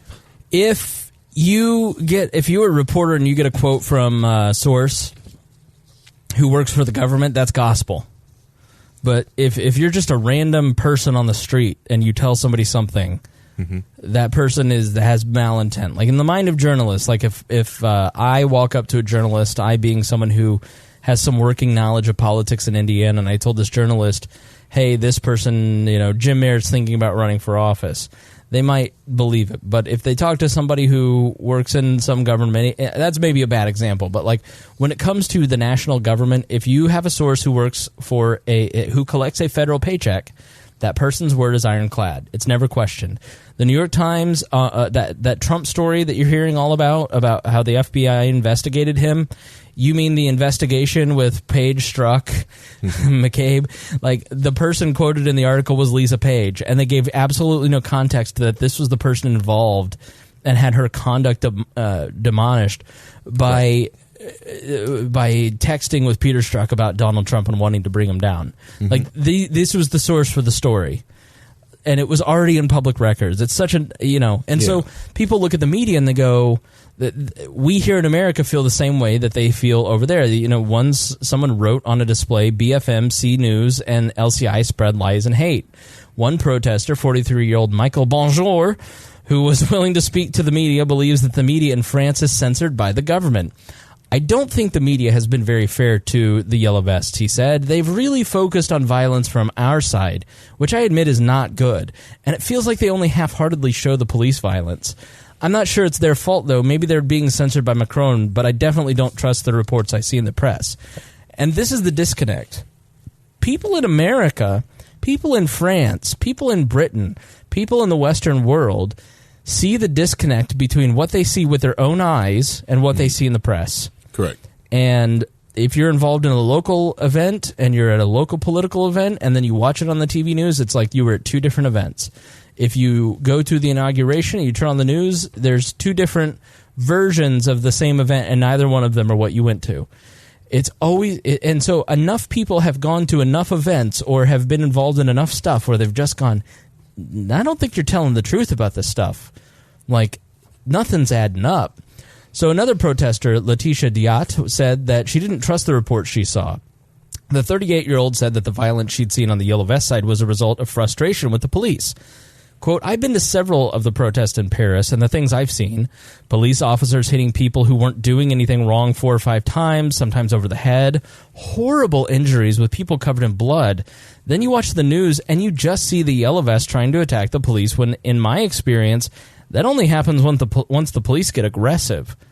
And so you're seeing people on YouTube. Good luck trying to find a YouTube video on the Yellow Vests that isn't from some major media outlet in France. Good luck. The ability to... The only way that you can actually see some of the videos that you see on, like, Paul Joseph Watson's videos are, like, to really, really, really, really dig for them. Yes. And like... The only source of the video that I could find was retweeted by David Duke, so I was like, I'm not going to touch that one. Yeah. So, you don't see the protester side of things.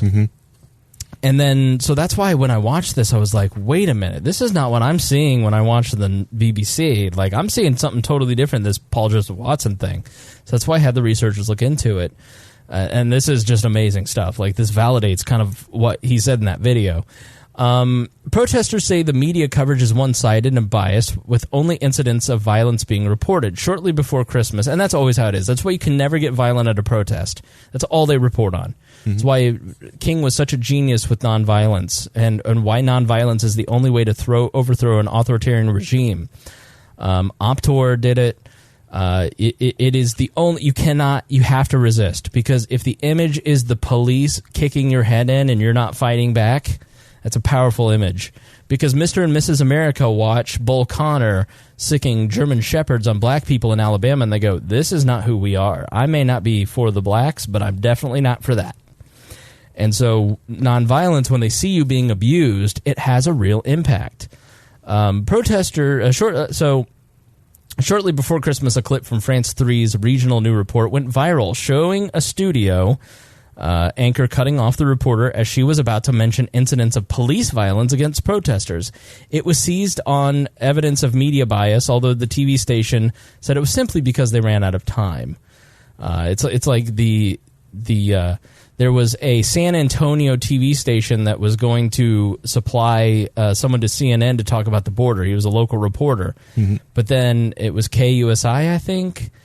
And then when CNN found out that the guy was pro-wall and the station's reporting had been like, yeah, people here kind of are for the wall, they canceled him. You know, it's those little things where you just go, yep, you're in the bag. Yep.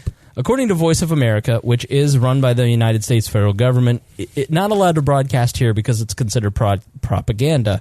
French media denounced against violent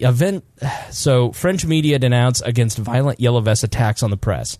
Journalists covering the protests are increasingly becoming a target of the demonstrations as a result of a lot of this.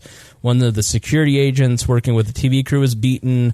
A reporter was pushed to the ground. They were trying to take away her camera.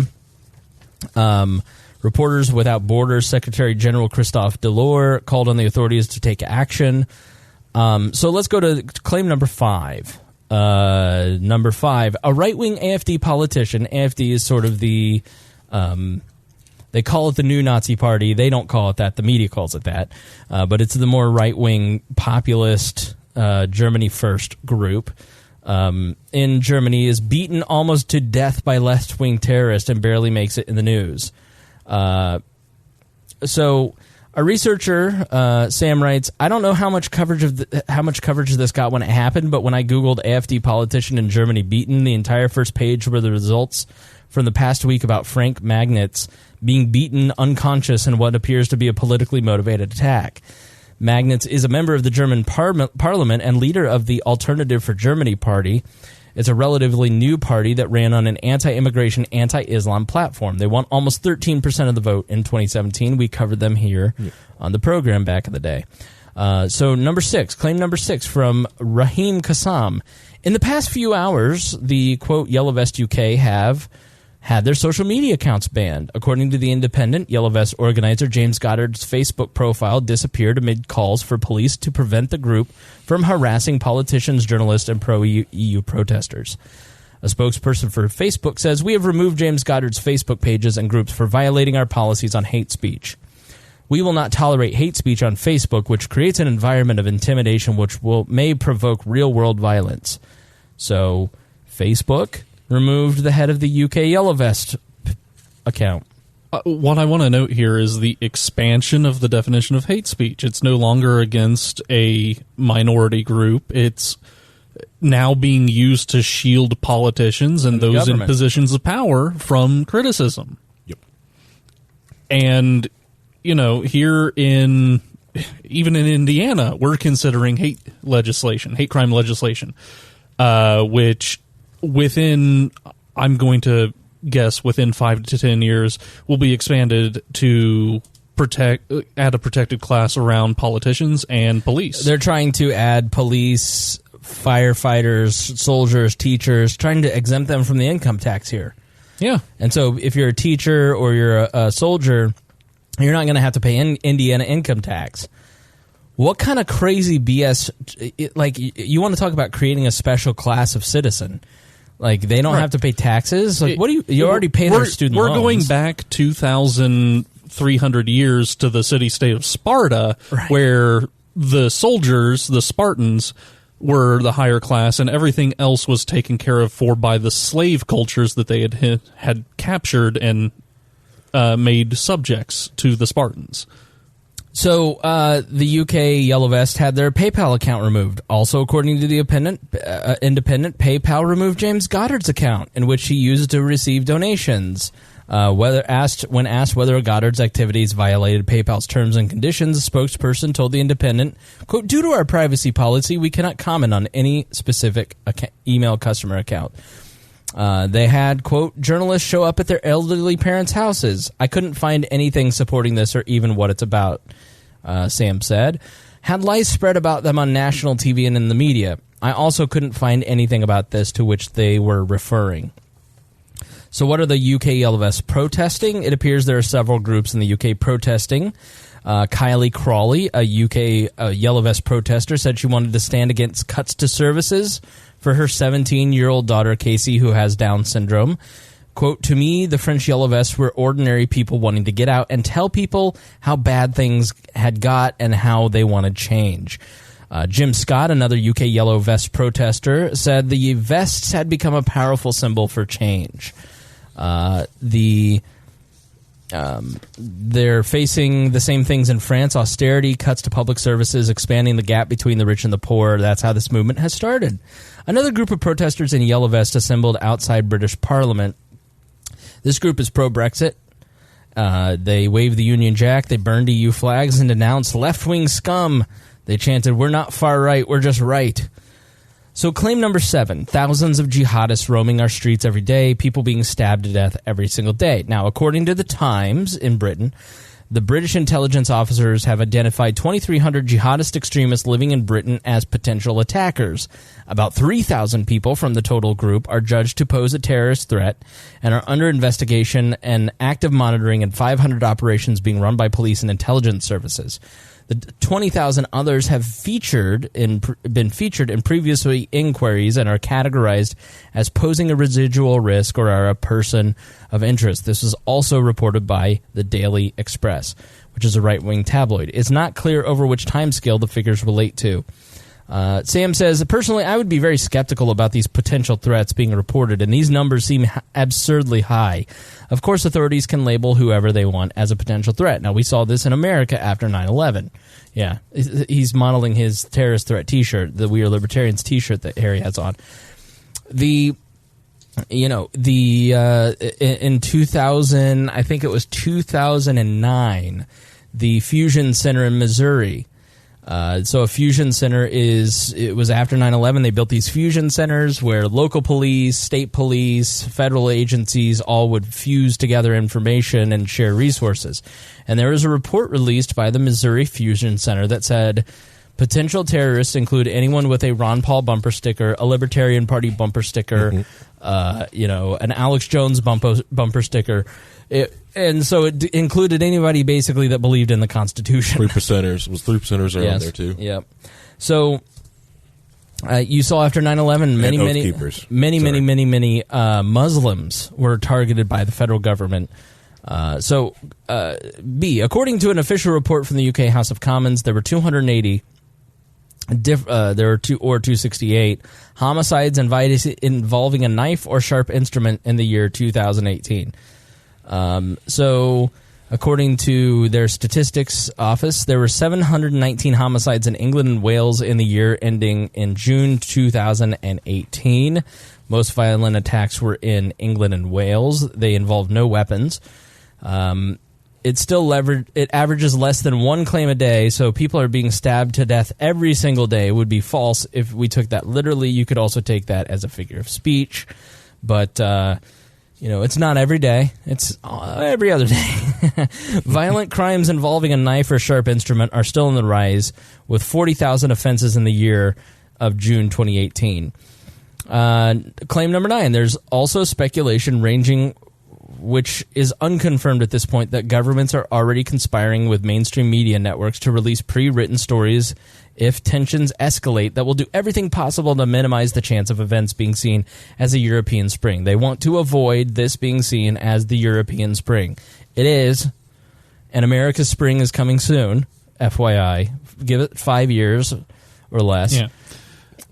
Sam said he could not find any evidence that this was actually taking place, that there was any sort of coordination, that they were trying to plant pre-written news stories. Yeah, but we know that news outlets have pre-written material that they can just slap a date on. Salem. Right. Yeah, it's just there to have because it saves them, because if they get it up first, they're the one that gets the most hits, and that's the game that they play. So, on the claim that that on the mainstream TV channels they're photoshopping and censoring anti-Macron signs, RT reports that absolutely happened. Jean-Baptiste Reddy said he was shocked when he learned that channel France 3 had sanitized an AFP photograph showing him holding a sign that read "Macron out." The channel, which dropped the "out" part or Red's message, blamed it on a human error. So that was the sign that was in the video. How do you humanly error to open Photoshop by accident, select the out by accident, delete it, and match the background color by accident? As a person that spends literally 8 hours a day in Adobe products, it's absolutely impossible. My professional career is Photoshop, Illustrator, Audition. That sounds like somebody picked Premiere. a whole bouquet of whoops-a-daisies in order to make that happen. So we have identified the human error, and we have taken them out. Now, that came from Sputnik and RT as the news sources, which we always view with suspect, but the evidence is in front of your eyes. You see the video, you see, like, they claim they have a statement on it. So when you actually start to get into it, and you have somebody like Sam fact check a video like that, you find that he was about 90% of it was verifiable information, and the other 10% we just couldn't find. Which doesn't mean that it's incorrect. It's just that we couldn't find that particular piece of information. He lives in a different continent, so it's different internet and different sources. But it was interesting. Are you surprised to find out that a lot of those claims are true? Not really. No, because this is what they do. Because I trust Paul Joseph Watson more than I trust a government at this point. Which is strange, yeah. Right. Because how did I get here? Yeah, because it was the same type of stuff that was going on about the Arab Spring and even the Bundy Ranch stuff going on in the West. They take news articles and they spin it the way they want. Even the Tea Party protests went. It was almost like some of the early brewings of some sort of an American Spring here, but they had they put a leader in there and then allow a political party to co-opt them. Right. Let's give our final thoughts on the Yale Vest protest. Let's go with Paul. Give Harry some time. He just spoke. Let's break it up with Paul. Well, I'm cautiously optimistic with the Yellow Vest protests. A lot of the things that they are pushing for, I don't agree with, for instance, the social services being offered. But in terms of the protests, they've been promised these things. They've been taxed and paid for these things, and now these things are being cut back. I understand that frustration. I just hope that in a lot of these areas that there are some liberty-minded people there that are going to be able to step up and say, I understand your frustration. Here's how we move forward and build institutions that are going to be able to provide you with what you need without making you dependent on something that is going to be subject to austerity. Right. Good point. It's the same thing they're trying to push here, like, hey, pay these higher taxes, you will get all these different benefits, but at the end of the day that we know, you can see that these are unfunded, there's no way you can pay for these things, so when it does come time to actually pay the bill, they can't, and they'll roll them back. They roll them back, if they can roll them back in France, which has, cheap power and everything else, hey, what the heck do they think they'll do to you here in the United States or anywhere else in the rest of the world? There's a reason why Brexit is trying to happen. They're trying to get out of the European Union. They see that it's a terrible game of who's going to pay the bill at the end of the day, and the last one in is going to get stuck with this bill. Right. All right. I think that this is something we're going to watch a little bit closer because I think in America, it's very hard to watch foreign countries because they don't speak English, and so it's hard to watch the Arab Spring. The program was in existence when the Arab Spring was taking place. We watched it with great interest here on the program, and I remember enough of it to watch some of what's happening with the Yellow Vest stuff going, the French government's acting like exactly the government it propped up in Egypt. But we look at those dirty Egyptians, those people, and I mean, I'm not saying Egyptians are dirty. I'm saying I think that's the mentality of how our governments view those countries. Like, I think we look at our populations, look at other countries and go, well, that's not America, so it couldn't happen here. What happens in Pakistan wouldn't happen here. What you don't know is that a lot of what's happening in Bosnia, Herzegovina, was funded by the CIA. It was funded by the American government.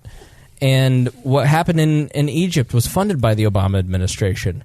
And so what you see on the news is, Twitter is being used, Twitter and tear gas is being used to bring about democracy in places that have never had democracy in their life. This is so wonderful. And glowing reports from CNN and Anderson Cooper's there, and they're sending reporters, and it's just this is great to see these people who have been downtrodden finally fight back, like not knowing that we were the ones that kept them downtrodden by keeping puppet dictators in place. And guess what? They're still there. Don't you want to thank Obama for helping you? Yeah, like in Congo, the CIA candidate accidentally lost, so everybody's freaking out down there because that's where all the cobalt for your phone comes from. And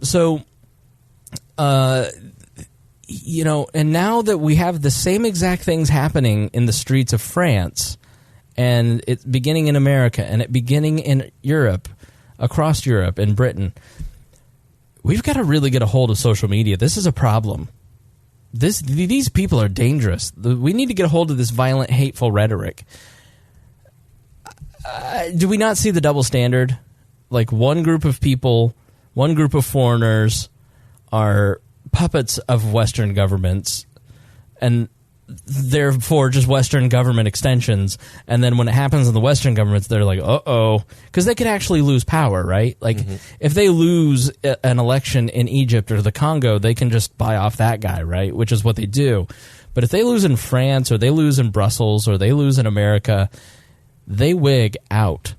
That's why I really don't buy a lot of what is going on with the Russia narrative. Do I think that Donald Trump is an honorable man who is looking out for the best interest of America? Absolutely not. I think he is looking out for the interest of Donald Trump. I think he's looking out for the interest of protecting his butt because he knows he has some real shady business dealings with the Russians that he wants to protect. And he also has a pathological need to not say anything bad about people who say nice things about him, and those just happen to be authoritarian dictators. Might be a problem, right? It's like when a show starts out with surviving and then it's your name, it's not going to be good for you. There are just certain rules in life. Like dictators praise you, cable channels show, surviving dear leader. Like not good. So, but my point is that a lot of this Russian narrative is a ruse to really clamp down on our ability as regular citizens to speak out against our government. And you don't have to be a radical person to understand that that's a problem and want to protect your ability to have free speech. You don't have to side with extremists like Alex Jones or people who are interested like Russia Today or any of those people. But you do have to recognize that your politicians are trying to create backdoors to control the greatest invention in history, which is the internet, and because it threatens them. Yep. It's time to wake up a little bit, right? And start looking out for yourself, looking out for your community, and looking out for your neighbors, and going. I look at somebody like Ocasio-Cortez. I don't think that this is a person who is sitting there scheming to bring about a Trojan horse of socialism in the United States. I think she genuinely believes that her ideas are right and that she can save the planet from destruction if she brings about this plan, right? We have. I'm not going to question her integrity and say that she's an evil person, but I think that people buy into ideas, and the power of ideas have consequences. And one of those consequences is sometimes people push ideas that really have negative consequences and benefit a certain class of people. And silencing people, silencing political speech on social media just so happens to benefit the more powerful elements of our society and our government.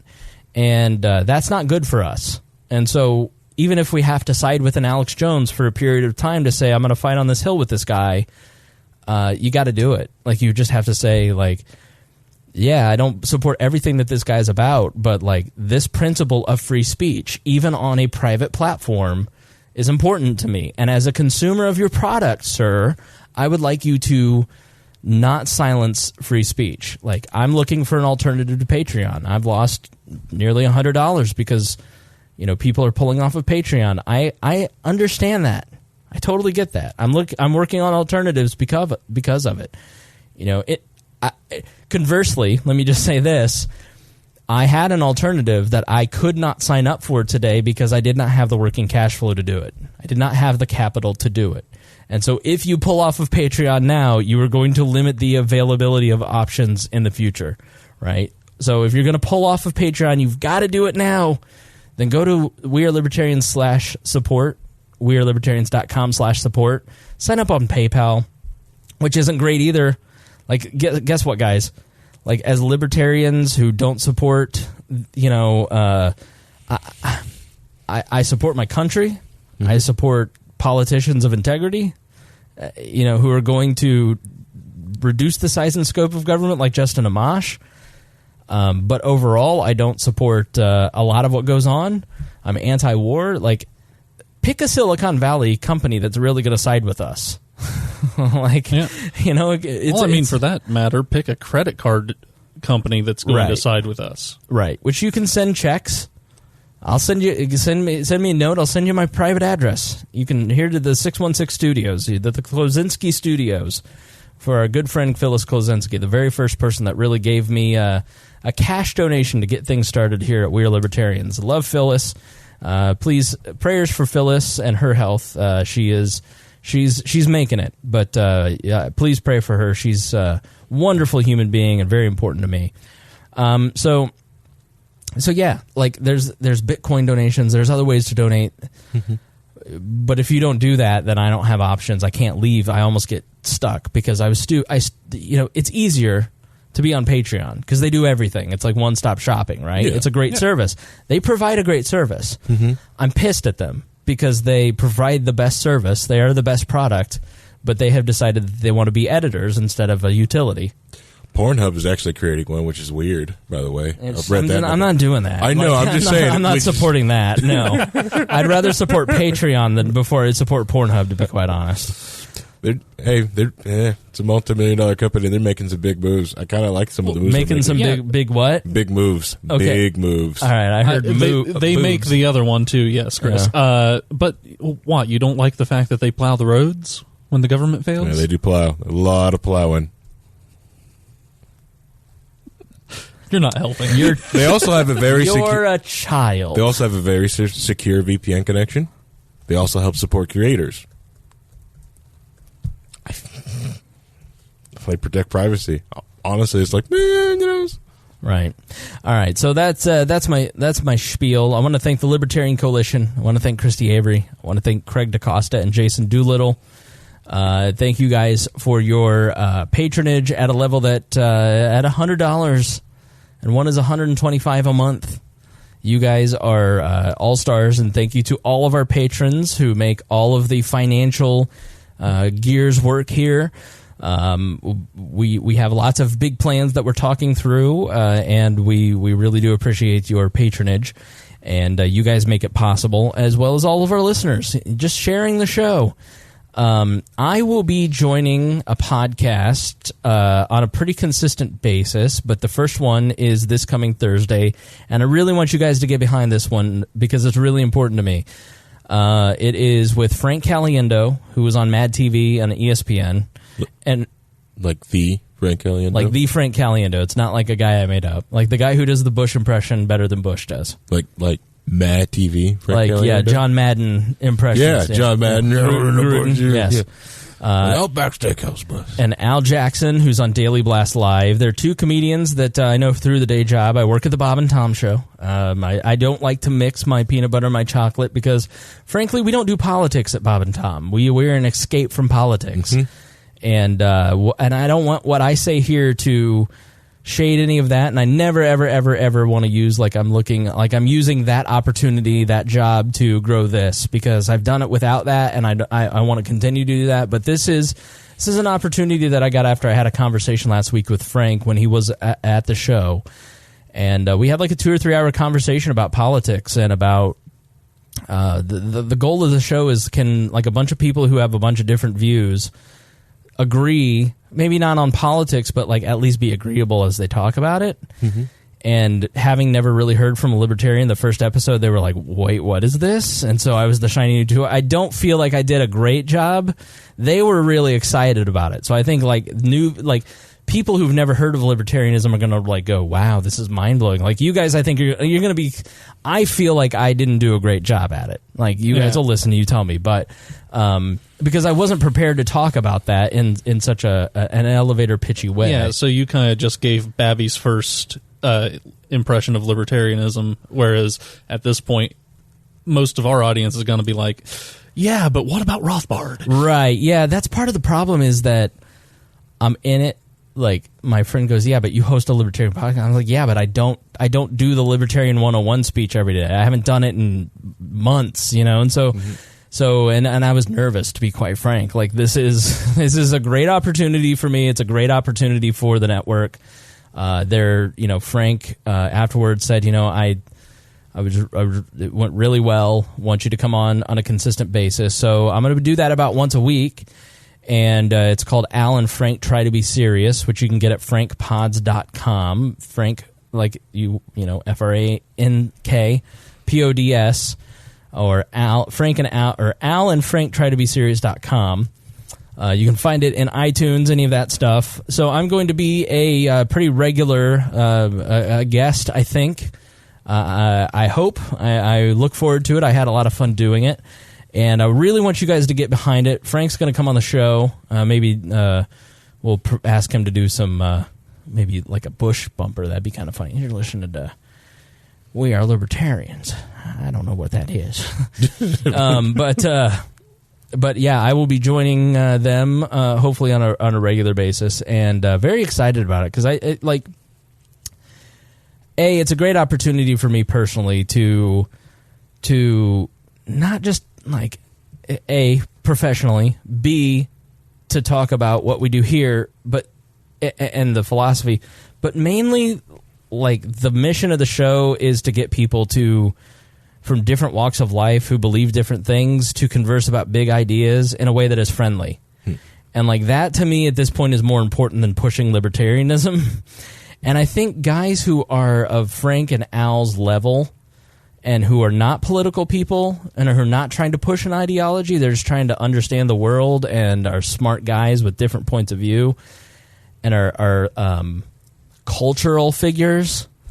I think those people can be incredibly important in bringing about some of that change, because if I, an inherently political figure, start a show, I just don't think people buy into that as much as like a disarming listen with Frank, right? Yeah.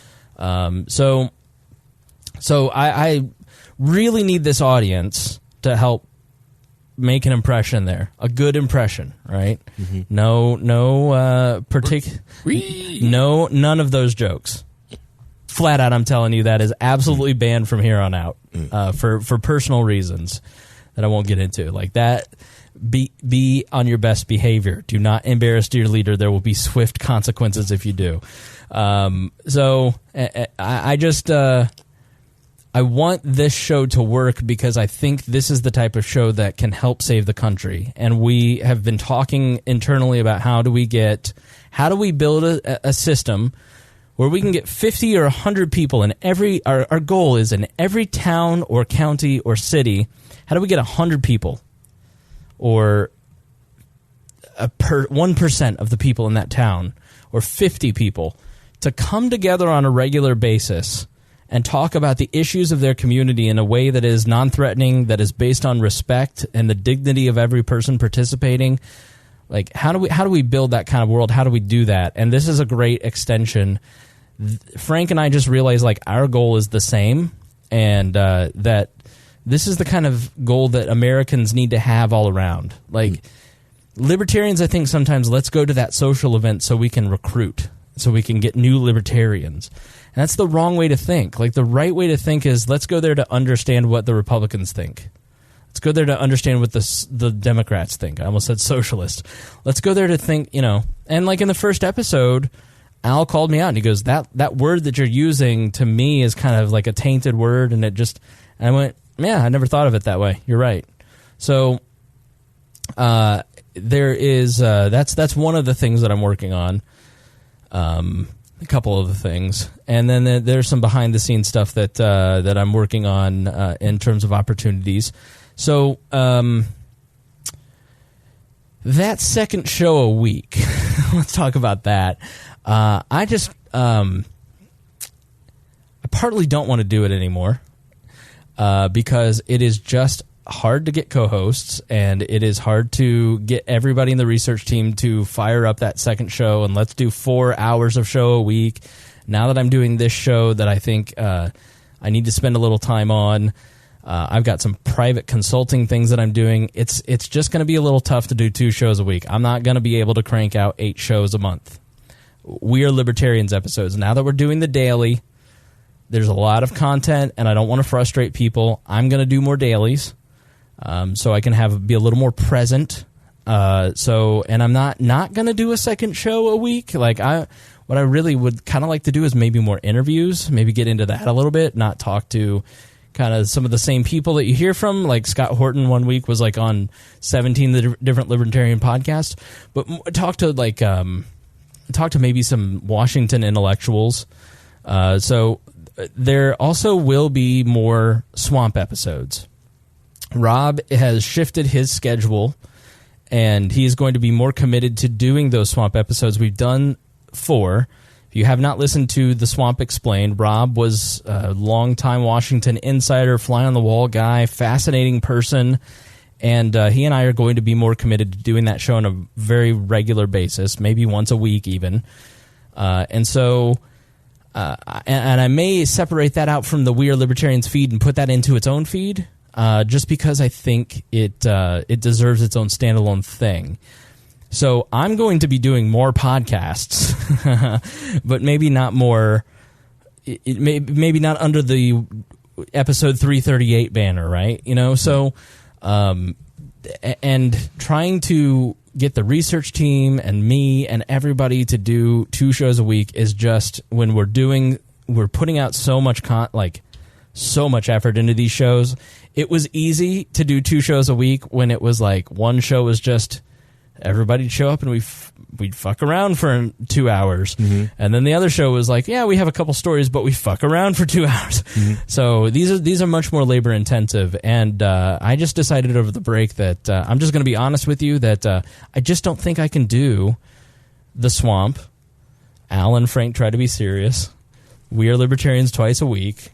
Bonus material, a daily, run the network, edit all the podcasts, edit all the videos that you see, do all this stuff, and you just go, at a certain point, I gotta have something give, right? Correct, or else you're just gonna kill yourself, because I gotta have a private life too. Mm-hmm. So that's where we're at. This will continue. It will always be Tuesdays with Harry, and we're gonna start bringing in a third person. Harry's life is getting busier as well. So he's thank Harry. He's maintained his commitment to the show despite massive responsibility increases at your job, and so we thank you for your dedication. Thank you. It's tiring sometimes, but yep, he's ready to go. Now you feel like I felt last week, where it was like, all right, when we say goodbye, everyone leave. Yeah. So all right, so we're going to end it now. I just wanted to give you a couple updates, but thanks everybody. Thanks for supporting the show. Please continue to support the show. We're going to we've got a bunch of things are about to get good. We're about to head into the 2020 race. It's going to get real good. It's going to get real interesting. It's heating up. People are going to really start paying attention. Mm-hmm. And those of you who are listening at hour 2 of this program, 2:15, you're the backbone of this. And this is the program that most people listen to when they start listening to libertarian podcasts, because we're the guys doing the most relevant content to what your friends are talking about. You know it, and I know it. Love all of our friends. Mm-hmm.